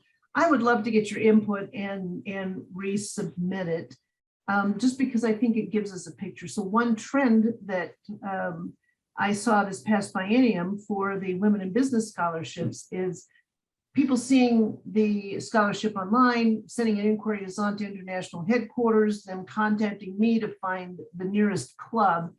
But very often, these applicants were in places where there is no Zonta club. The clubs, for the most part, generally agreed to take the applicant, but there's no connection with between the club and the potential applicant, and not much chance for any kind of personal connection afterwards, which in some ways kind of defeats the purpose. I don't know that we're ready yet to take that one like we do Amelia Earhart and how we were doing women in technology, and do this all at the international level. But I share that with you because in our digital age, we're kind of losing the reason for having some of these scholarships at the club level. If we're opening the competition to just anybody who happens to stumble across the scholarship potential. So with that, I'll say thank you. I don't know if we have any questions on this, but I think these are great programs and great opportunities for clubs to be able to reach out into their communities, and they don't require a lot of work on your part other than congratulating the young ladies who apply and putting together some kind of opportunity to showcase their talents. Thank you so much. I will allow a little bit of time for anybody to raise their hand or just speak up or put anything in the chat. But two things I wanted to just maybe mention. Talking about having two clubs elect the same candidate. I think that this is perhaps one of those things that might be a wonderful conversation at area meetings. How do we handle candidates? Like, should we be more transparent with each other about who we're looking at? I know that Santa Clarita and Burbank have at times said, this person is sort of in our mutual area and we did not select them. So do you want to give our number two, who is an excellent candidate, a chance? And we've worked together in that way, but the communication is key. So this might be something that in your area meetings, you want to talk about. How are we all selecting candidates? How can we work together to ensure candidates are not duplicated? Or how can we take another excellent candidate and move them forward if they're close enough within the area for another club to address it? I see that Debbie has her hand up and a note in the chat to speak to this. So Debbie, please. Okay, I'll turn on my video too. I just want to say, I think that the problem is that because the girls are applying online, and when they submit it, like in our area, Riverside and Redlands are very close to each other, but there's no way to know that she applied to two different places. To Redlands, and then technically she's in Redlands. So technically it should go to Redlands club. But because she did, and it doesn't say anywhere in the guidelines, you can't apply to as many clubs as you want to for the scholarship. So I don't think it wasn't her fault that it happened that way. I'm talking about the applicant's fault. No, I think we agree. I think we just probably want to mitigate it as a maybe district. What I was going to say was maybe there needs to be something on the guidelines when they apply so that they know, like, if they happen to find a club that's in the same area that they're applying to, they can't apply twice. Does that make sense? It does. So maybe that's something that Joy and I can Oh, take back to international as well. Pending other changes or updates that may come with Yeah. these awards moving forward. But It thank may, you. yeah, it may not be a problem for a lot of areas or districts. I don't know, because it has to do with, states and distance and Yep. et cetera. Yeah, seeing a lot of good suggestions. And come also in. kids these days in high school, they're looking for lots of ways to get lots of money for scholarships. So I can see why she did that. Yeah, you. absolutely. Yep. AD Tracy, I see you have your hand up as well. Yes, hi. My recollection was that it does say somewhere on the application that, or the materials, that they can only apply to one club in the district. I thought I recall seeing that. If We'll not, have this to look at it. I next year. literally discovered this like 20 minutes before our meeting this morning and hurriedly called Debbie because I had just gotten their application materials yesterday. And Yeah. So it's an anomaly, and it may very well say that.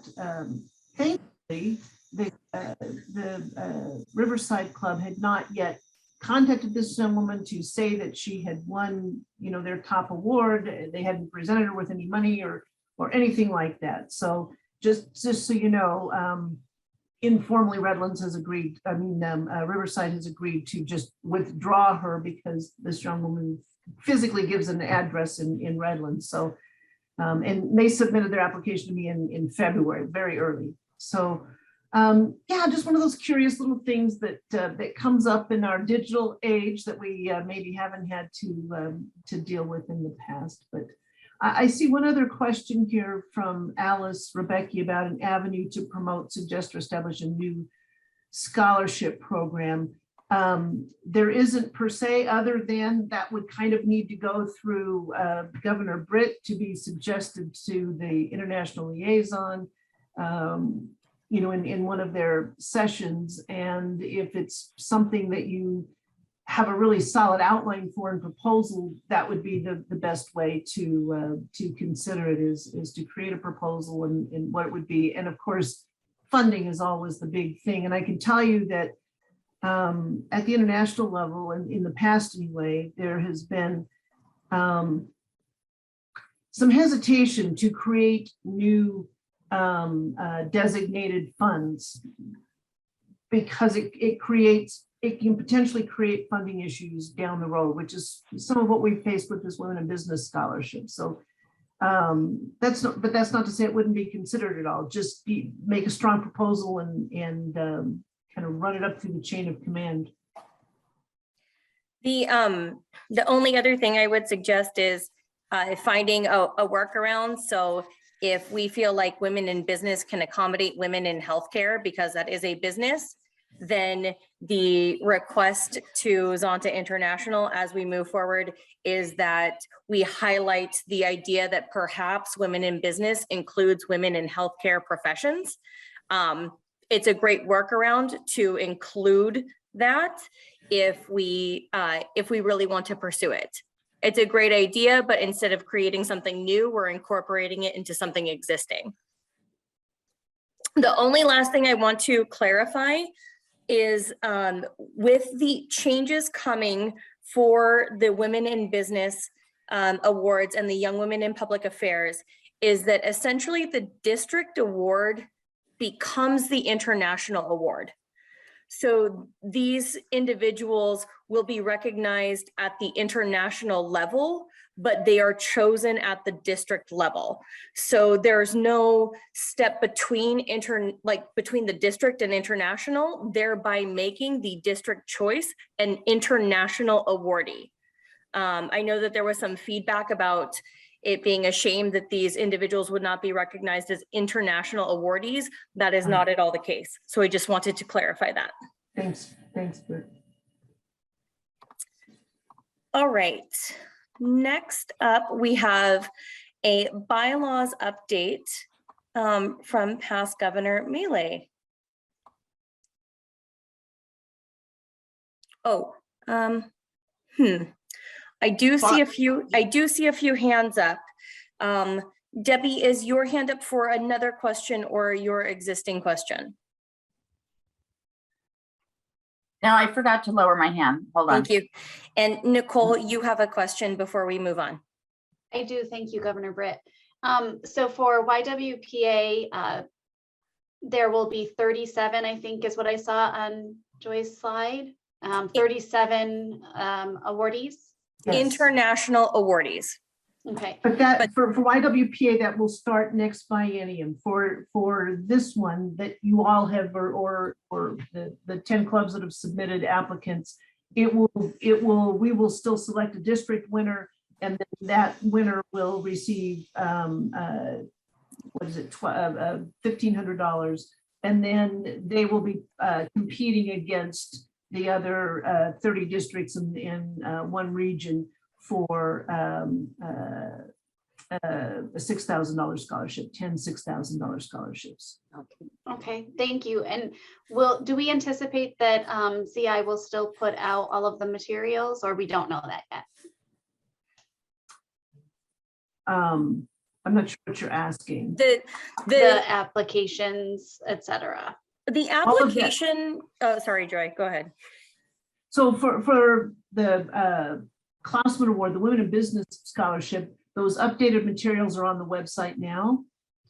I don't know when the Young Women in Public Affairs materials will be put up. It'll be whenever they open 23 application process, which I think is usually around August. So look for it. Once this session has closed, then they'll provide the updated materials on the website. To be honest, very little will change from the club level. Clubs will still accept applicants. They will still choose the applicant. They will still submit it to the district. Very, very little changes at the club level. But then once the district makes a decision, that is the person who is essentially also an international awardee.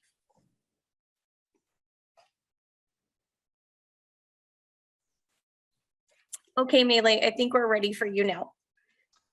Okay. Good morning, Governor Brittany, Board and Zonshans. In addition to finalizing amendments for the ZI bylaws and ROPs, Beth Heiserman and I have tried to support Governor Brittany by offering information on Robert's Rules of Order, explaining differences between bylaws and ROPs or operating procedures, surveyed the clubs and issued a report, provide a Zoom workshop on bylaws, encourage updating bylaws, and assisting clubs with interpretations. Just an FYI, for those going to convention, there are 85 pages of changes that should be read ahead of time. It's been our pleasure to work with the board and each other. Our work is pretty much finished except for one more offering. And for that, I will turn the program over to Beth Heiserman. Beth? Hello, welcome. I just wanted to share, we're going to offer a short webinar that if anybody's interested in, we're going to either do it May 21st or the 28th.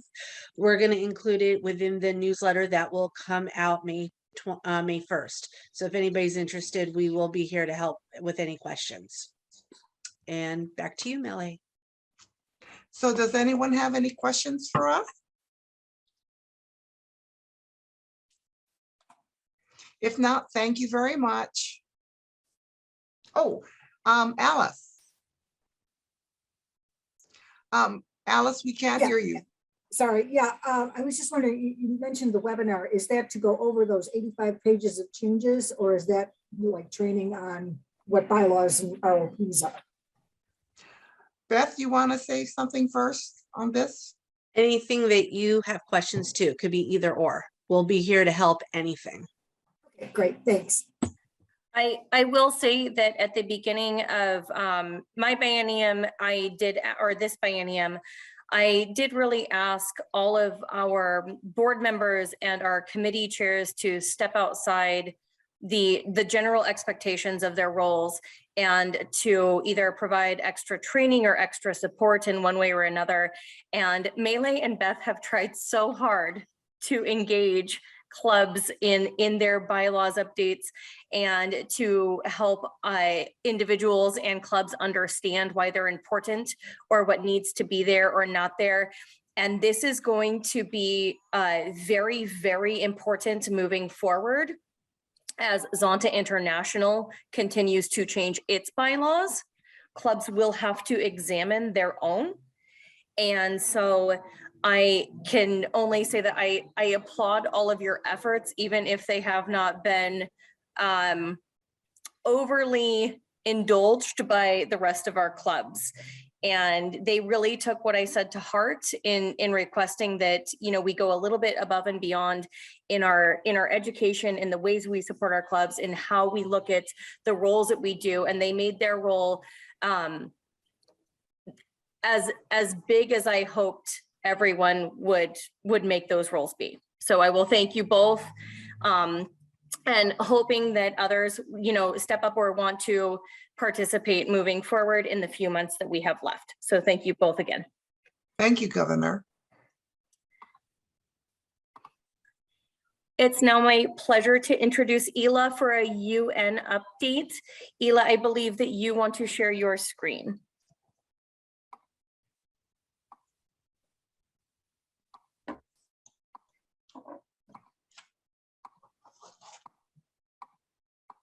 Are you still here? Ela, we can't hear you. Yes, sorry. No worries. Yes, I apologize upfront that I did not have time. My husband just had a major back surgery and I did not have time to transfer the information to the standard format that ZI prefers. So please forgive me. So earlier hello everyone. Earlier, we heard Nikki, Karen, and Barbara mention, you guys are able to see it, right? I do not currently see your screen. Oh, do you? Oh, okay, hold on. Do we go from view options? From share your screen at the bottom, the little green square with an arrow yes. facing up. I'm able to see your screen. This is my screen. Yeah. Oh, okay. Yeah. Well, I can see your screen. Thank you. Oh, okay. Now where do I go for my screen? Oh. So pick your window and then click on it and then click share.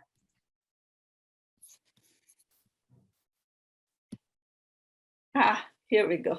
Okay. Perfect. How do I remove this? So you can go into slideshow and choose from beginning, but it is going to take up your entire screen. So if you have notes elsewhere, it may be a little bit difficult. No, I don't have notes. Okay. So then if you just choose that, it should go full screen. Okay. Wonderful. Thank you for the technical support. I'm sorry, my husband had 3 fusions in his back and I've been babysitting him. So I apologize. Okay, so earlier we heard Nikki, Karen, and Barbara talk about the foundation fundraising and why we need to raise funds for our foundation projects. We fund the projects through UN agencies like UNIFEM or UNFPA or UNICEF. And so that makes one aspect of our international work that we do. And that's wonderful because all we have to do is raise the money and give it to UN, and then UN implements the projects that our international president has selected. And we donate the money and we get to feel good about making a difference in women's lives clear across the world. But that's not all we do. We also, how do I go forward? How do I go forward? Oh, With your here, mouse. sorry. So the other part of what we do is we do advocacy through UN. And how do we do advocacy through UN? Because, a lot of the work, gender equality problems can be solved through governments making policies and procedures and enforcing those policies. So that's where we need to do advocacy. And the way we do advocacy is by participating with the activities of the Commission on Status of Women. So what is the Commission on Status of Women? This commission was established in 1946 as soon as UN was formed. And it was dedicated solely to just promote gender equality and empower women. So this came about after Zonta started the same work that was entrusted the work that CSW was entrusted to do. So for us, it was a great advantage to have this agency within UN to strengthen and expand what we were doing.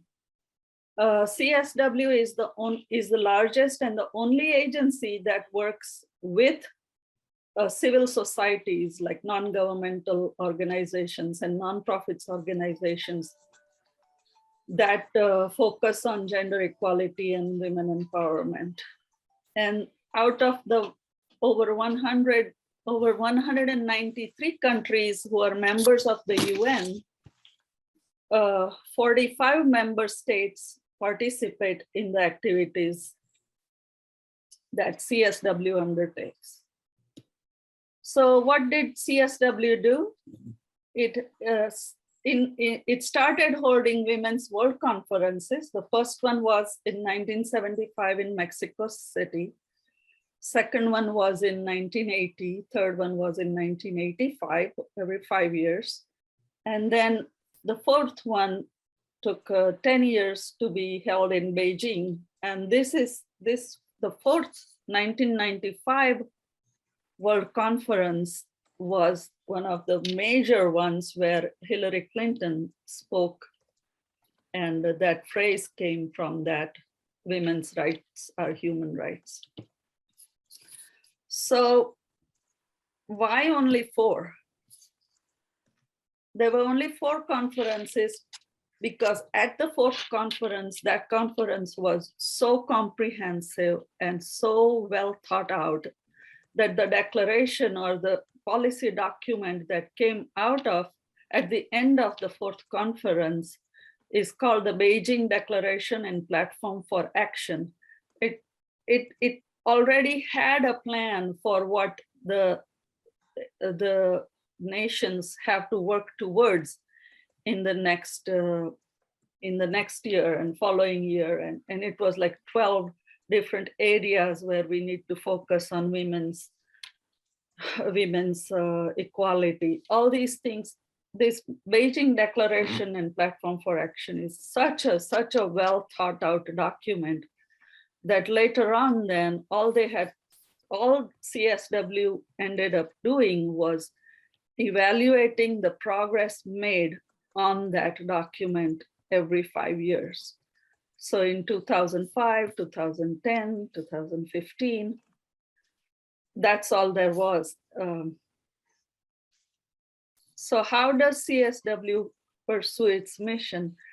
So based on that document, they focus on one aspect or the other that the nations need to work on to enhance the progress of gender equality. So every year in March, CSW holds a forum where representatives of the nations, the 45 member nations, they send their representatives, various UN agency representatives under the ECOSOC, and world's major non-NGOs, the representatives, they come to New York to participate in this 2-week forum. And then each NGO is allowed a certain number of tickets or UN passes, so they can go inside the UN where the government representatives of all the countries and the UN officers are discussing the various aspects of the new policies that need to be formed about the subject matter. So where does Zonta fit into the CSW activities? So back in 1969, the Economic and Social Council of UN awarded Zonta a consultative status. And we were the 23rd organization to be awarded this particular status, which allows us to participate in UN's activities through CSW. So we are one of those NGOs that gets allowed to go inside the UN, and some members of our UN committee are actually working all year round, going into the UN headquarters and discussing policies and progress, the progress made based on the standards set by the CSW. So Zonta is the largest. Zonta attends CSW every year. Zonta also makes presentations about the projects we undertake in partnership with. So at CSW, they have meetings, ongoing meetings for 2 weeks inside the UN headquarters. And all these NGOs, they also are given opportunity to hold their own presentations outside of the UN headquarters. So all the UN-owned buildings around there, they have rooms where different NGOs can make presentations and share their successes, share their ideas, and what worked for them and what didn't work, things like that. And so Zonta makes those, also participates and offers sessions to let the rest of the NGOs and attendees know what Zonta does to empower women and add to the progress of gender equality. This year it was CSW 66.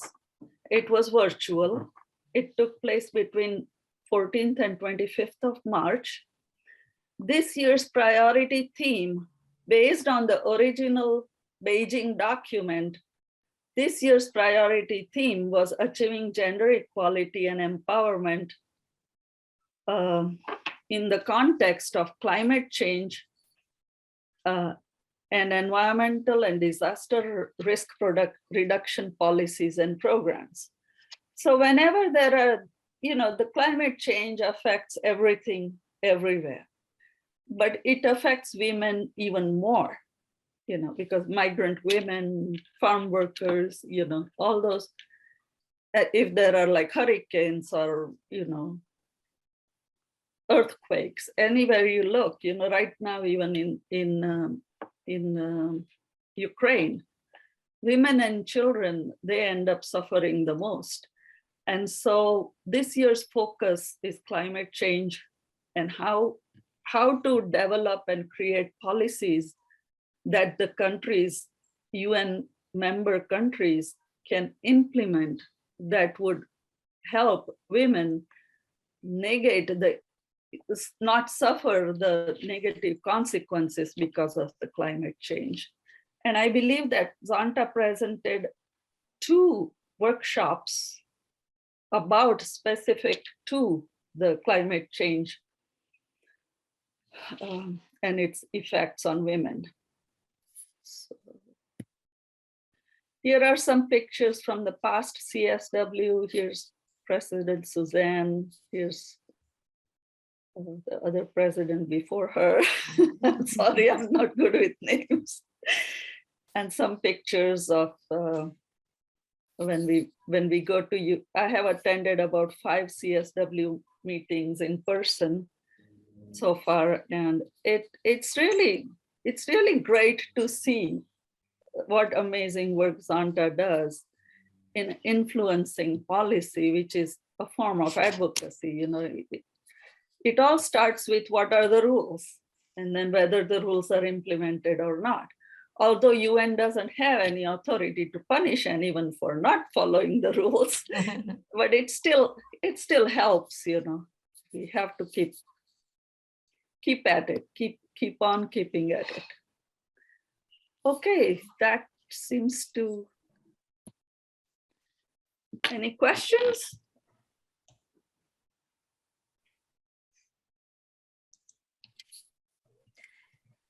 Thank you so much, Ela. I'm sure that people are wondering what we're about to do about the schedule, given that it's 1:09 and we're scheduled to finish at about 1:30. So our fantastic and forgiving breakout hosts have agreed to offer their own webinars on a different date and time that we will go ahead and send out to everyone following this meeting. We'll give you the recording of this, and then we'll also give you the other dates and times for those webinars that will cover leadership development, especially looking at continuity planning, succession planning for some of us, and then PR and comms.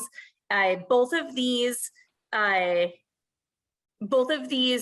very much so based on being able to ask questions that you have, and are very interactive, and just want to be able to support individuals and clubs in how they engage in both of these areas. So I think that the positive part to this is that if you were going to choose one but were interested in both, you could potentially now participate in both. But I just wanted to give everyone that update. Ela, thank you so much for all of your updates and for all of the information you've provided. It's very, very interesting information, and I think that's something that gets a little bit left behind or misunderstood throughout Zonta. Does anyone have any questions for Ela that have bubbled up in the last minute or so?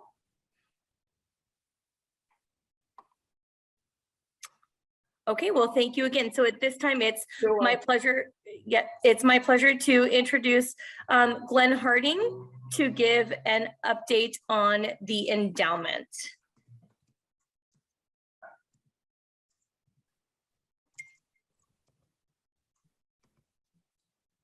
Now what's happened?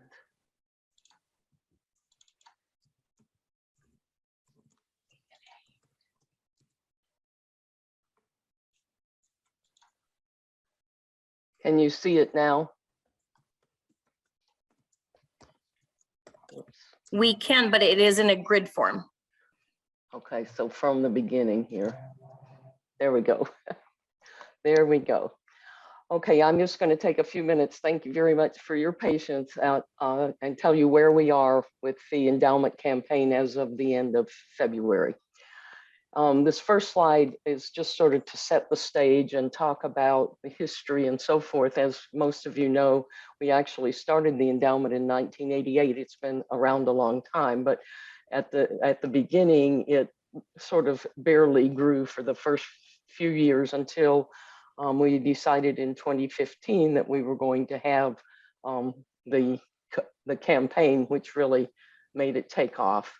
So for the first 27 years, from 1988 to 2014, the average annual contribution to the endowment was about US $41,000. So you can see here, here was the initial, and $41,000 a year. And when the campaign started, that increased to $731,000, which is really remarkable when you think about it, and something that we can all be really proud of.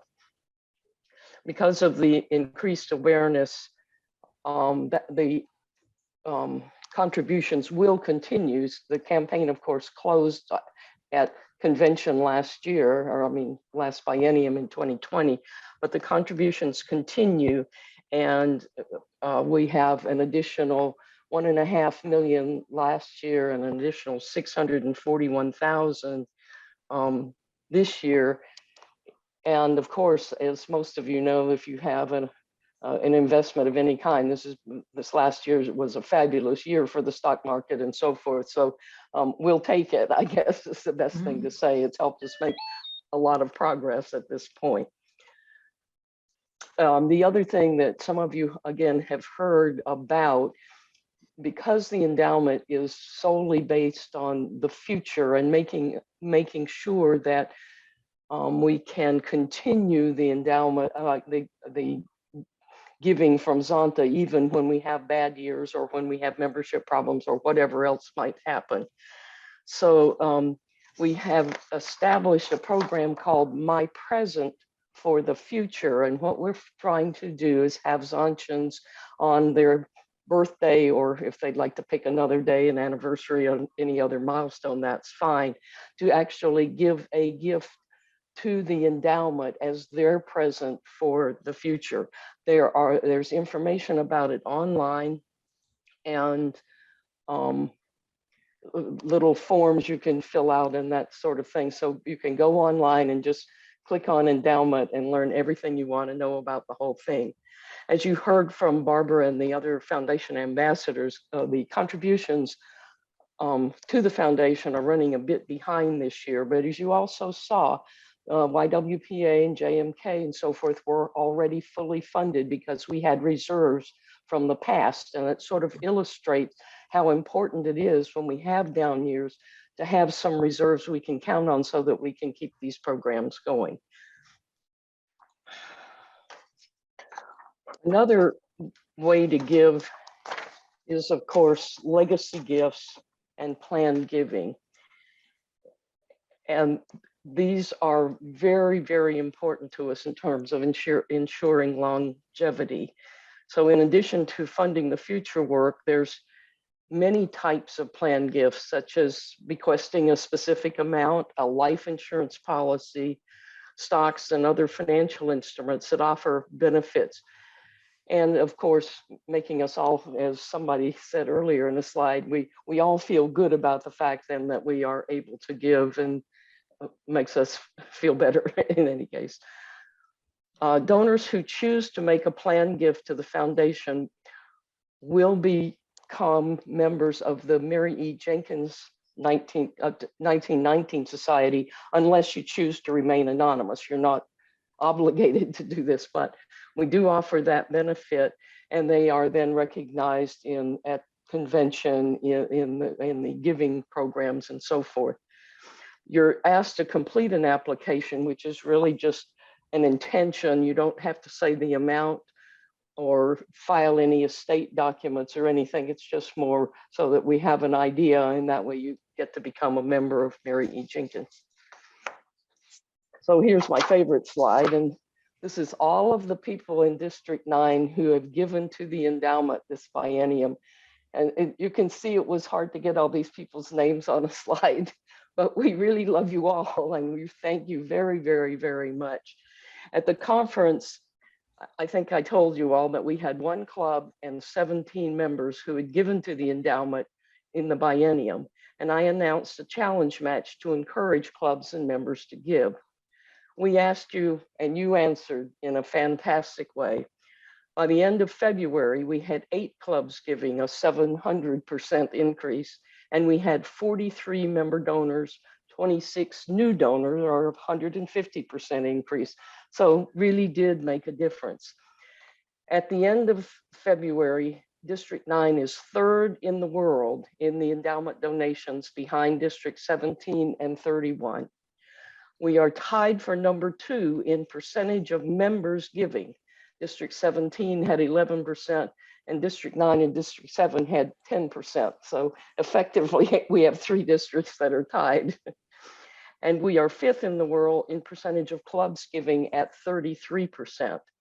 District 22 had 53% of clubs giving to the endowments, and District 17 and 25 each had 40% of clubs giving. District 10 had 37. So we're behind those clubs in our giving. there is, and you should all know about it, a letter went to your club presidents. There's another challenge for members who have not given this biennium and give $300 or more to be matched dollar for dollar up to $10,000 during the March 1 through May 31 period, the close of the biennium. And club presidents have all of the details. So let's keep the momentum going. And I will say, because it came up in the chat, that if you want to be recognized in the giving at convention and you're close to some sort of a goal there, and you can find out how much you've given in the past and so forth from international. But if you want to do that, it does need to be done by April 30th so that they have time to get that stuff together. So you can't wait until the 29th of May and think it's going to happen. So better sooner than later.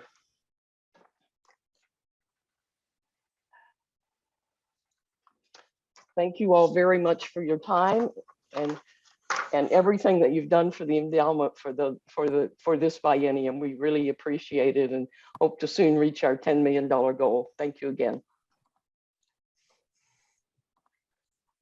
Thank you, Glenn. Does anybody have any questions for Glenn before we move on? Oh, Bonnie has a question. Glenn, who's giving the $10,000? I'm going to do that. Oh, bless your heart. Thank you, thank you. An angel. It comes from my required minimum distribution from my IRAs. And so for those of you who are doing that, if you give it directly from your IRA, you don't have to pay tax on that money. So it's sort of a bit of a blessing. Any other questions for Glenn? Well, thank you so much. And I know that we saw a comment in the chat that some clubs have individuals who have donated. Please note that if individuals donate, that does not mean a donation on behalf of your club. If your club gives money from your club account, it is counted as a club donation. But when individuals give money, it is counted from an individual perspective. I hope that helps clarify. So again, because we are running out of time and are going to table our breakout sessions, today's last presentation will come from Sheila to give us an advocacy update. Sheila?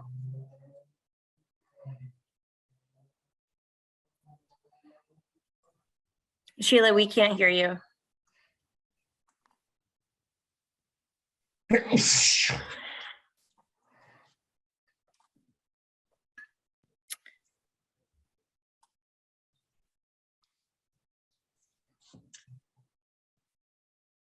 No, you're on mute.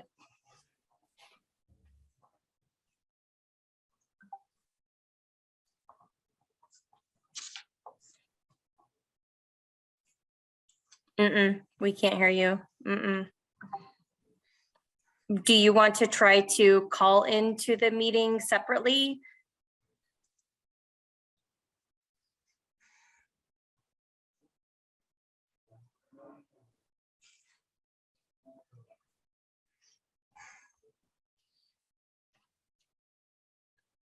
So I have a couple of options. If you want to call in separately, we can try and make that work. Or what we can do is similar to, oh, Ela has her hand up, a suggestion. Oh, unmute. I could help her. If you have any suggestions, I'm happy to. Yeah. She looks to be unmuted now. Yeah, I said I could, if she cannot, I can speak on the slides. If that's okay with her. Sheila, could you share your, or I have your slides. I could, yep, okay. And then Sheila, if you want to just, thank you, Ela. What a fantastic, creative, problem-solving group we are. So, Now we're gonna give some grace to Ela because she hasn't seen these slides, I'm betting. No, but I mean, yeah, Yes. she's probably from the caucus, so yeah. And so I will go ahead and share that. And Sheila, just give me like a thumbs up. Let me know you're cool with that. Thank you. And then what we'll do is if you have anything you want to add, Sheila, please do just add a chat or direct message Ela, and Yeah. she can add anything that you want to share. I'm actually really excited by this as a creative problem solving situation. So this is Zonshins at their best. At this point, then I will let Ela take it away, and I'm going to go ahead and stop sharing this screen. And I have Sheila's presentation, so I will share that, and we'll go from there.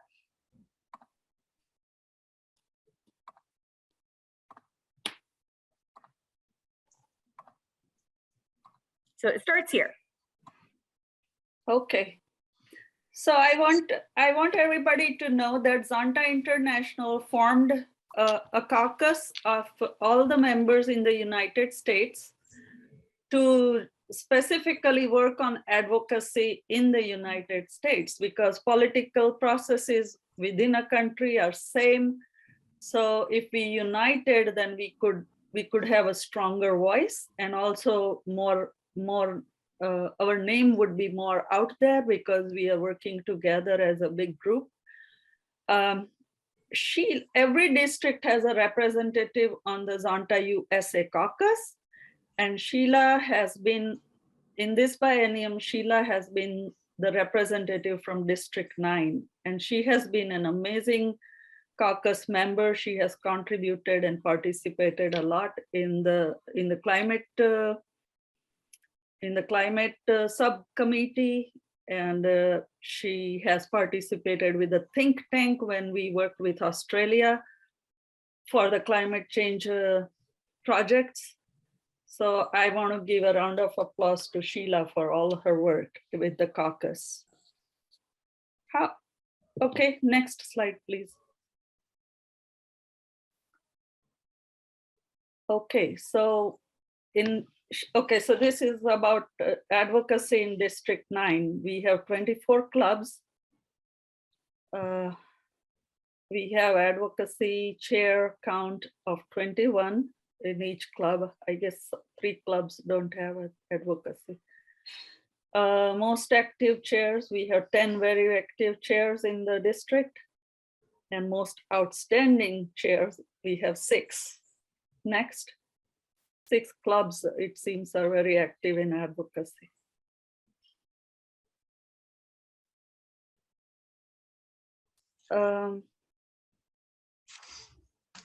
Okay, so the USA caucus meets, apparently Sheila has been sending out information about advocacy and Zonta's advocacy through some of these mediums. She sends out the the USA caucus newsletter every other month. She sends out legislative updates weekly. She has been sending global advocacy emails as they appear. Department of Justice newsletter weekly. Afghani women and girls, UNA, United Nations in America, Zonta sponsorships, bi-monthly Zoom calls of all advocates. And she basically is working hard to continue to build interest in advocacy projects.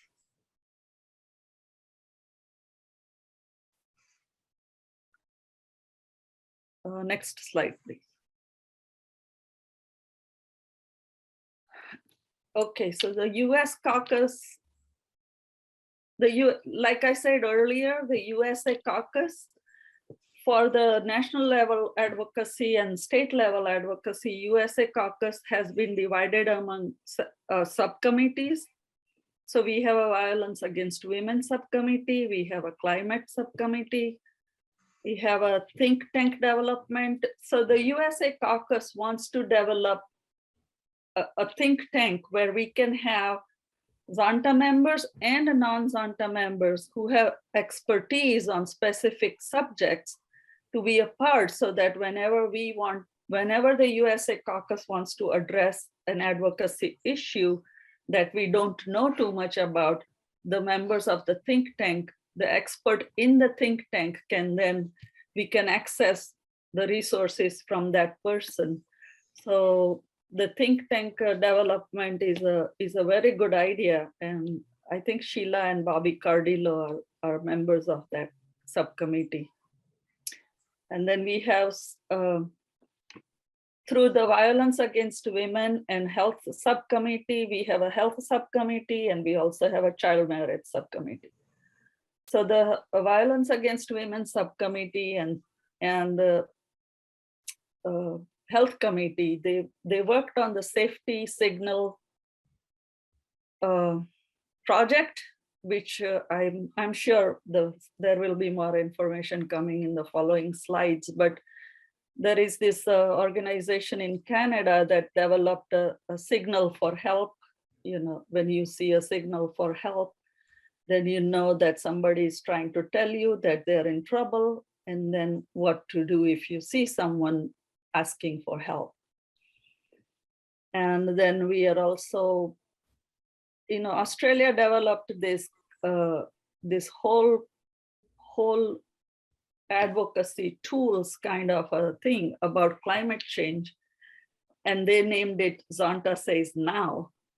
And I think Zonta International may adopt this, but for now we have been given permission as USA caucus to use Zonta Says Now for the USA activities. Next slide.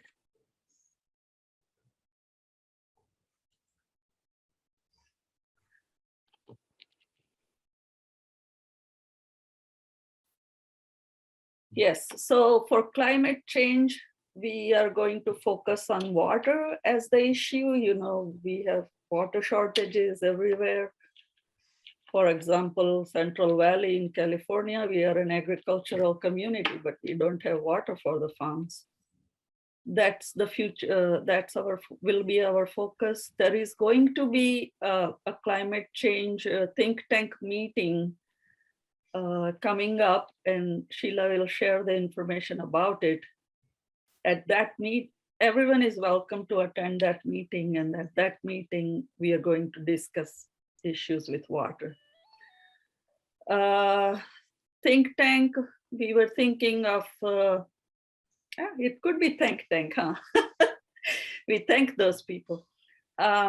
We were I guess Sheila would like to replicate that at district level, and then host quarterly Zoom meetings about advocacy, expand participation in monthly club meetings, and provide further training on advocacy, because I think for example, right now, I'm trying to develop advocacy against child marriage in California. So Unchained at last sent out an email that they're forming a group that will work on it. And I said, yeah, well, whatever Zonta can do. So what happens is that when we partner with national level organizations, then we get their resources and their expertise. So for example, Unchained at last has a postcard party project. So you can, if you go on unchained.org and you go to their postcard parties, you can then, it's all there, the postcards, you print them out, then you get together, you sign those postcards and address them to your local legislators, and you mail them out. Something like that, we would like at the caucus, we would like to see clubs getting involved in advocacy so that we can implement changes in the laws to eliminate, at least for now, we are working very hard on the child marriage elimination of child marriage. So far we have only 6 states that prohibit child marriage. All 44 other states allow child marriages. Anyway, next.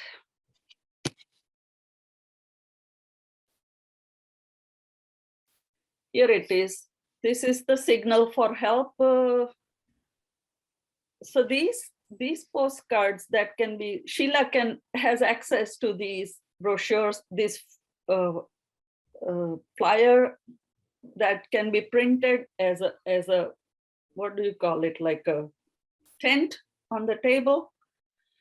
So it's printed in a way that you can make a tent out of it for tables, or you can use it as a flyer. And this is one of the things that's going to get pushed a lot, because I've been working with the Canadian caucus, and Canadian members also want to promote this. The caucus members in Canada want to make it an international project. They want everyone to know about this, how to help someone who is in trouble and cannot come out openly and ask for help. So here it is, the Signal for Help project. Okay, so you can see that Sheila is very busy doing advocacy work on behalf of Zonta District 9. And we would like to see more and more people get involved, more presidents, more clubs, club members. At least go to the postcard party and do that one. Thank you. Sheila, I hope I did justice to you.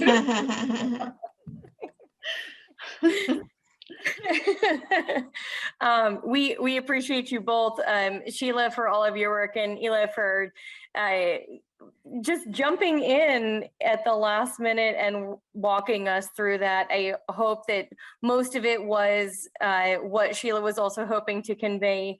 What we will do is we will certainly allow Sheila to send an update or any additional information that she has. I know that the flyers and the postcard party things seem like some of the bigger, takeaways that we want to share with everyone.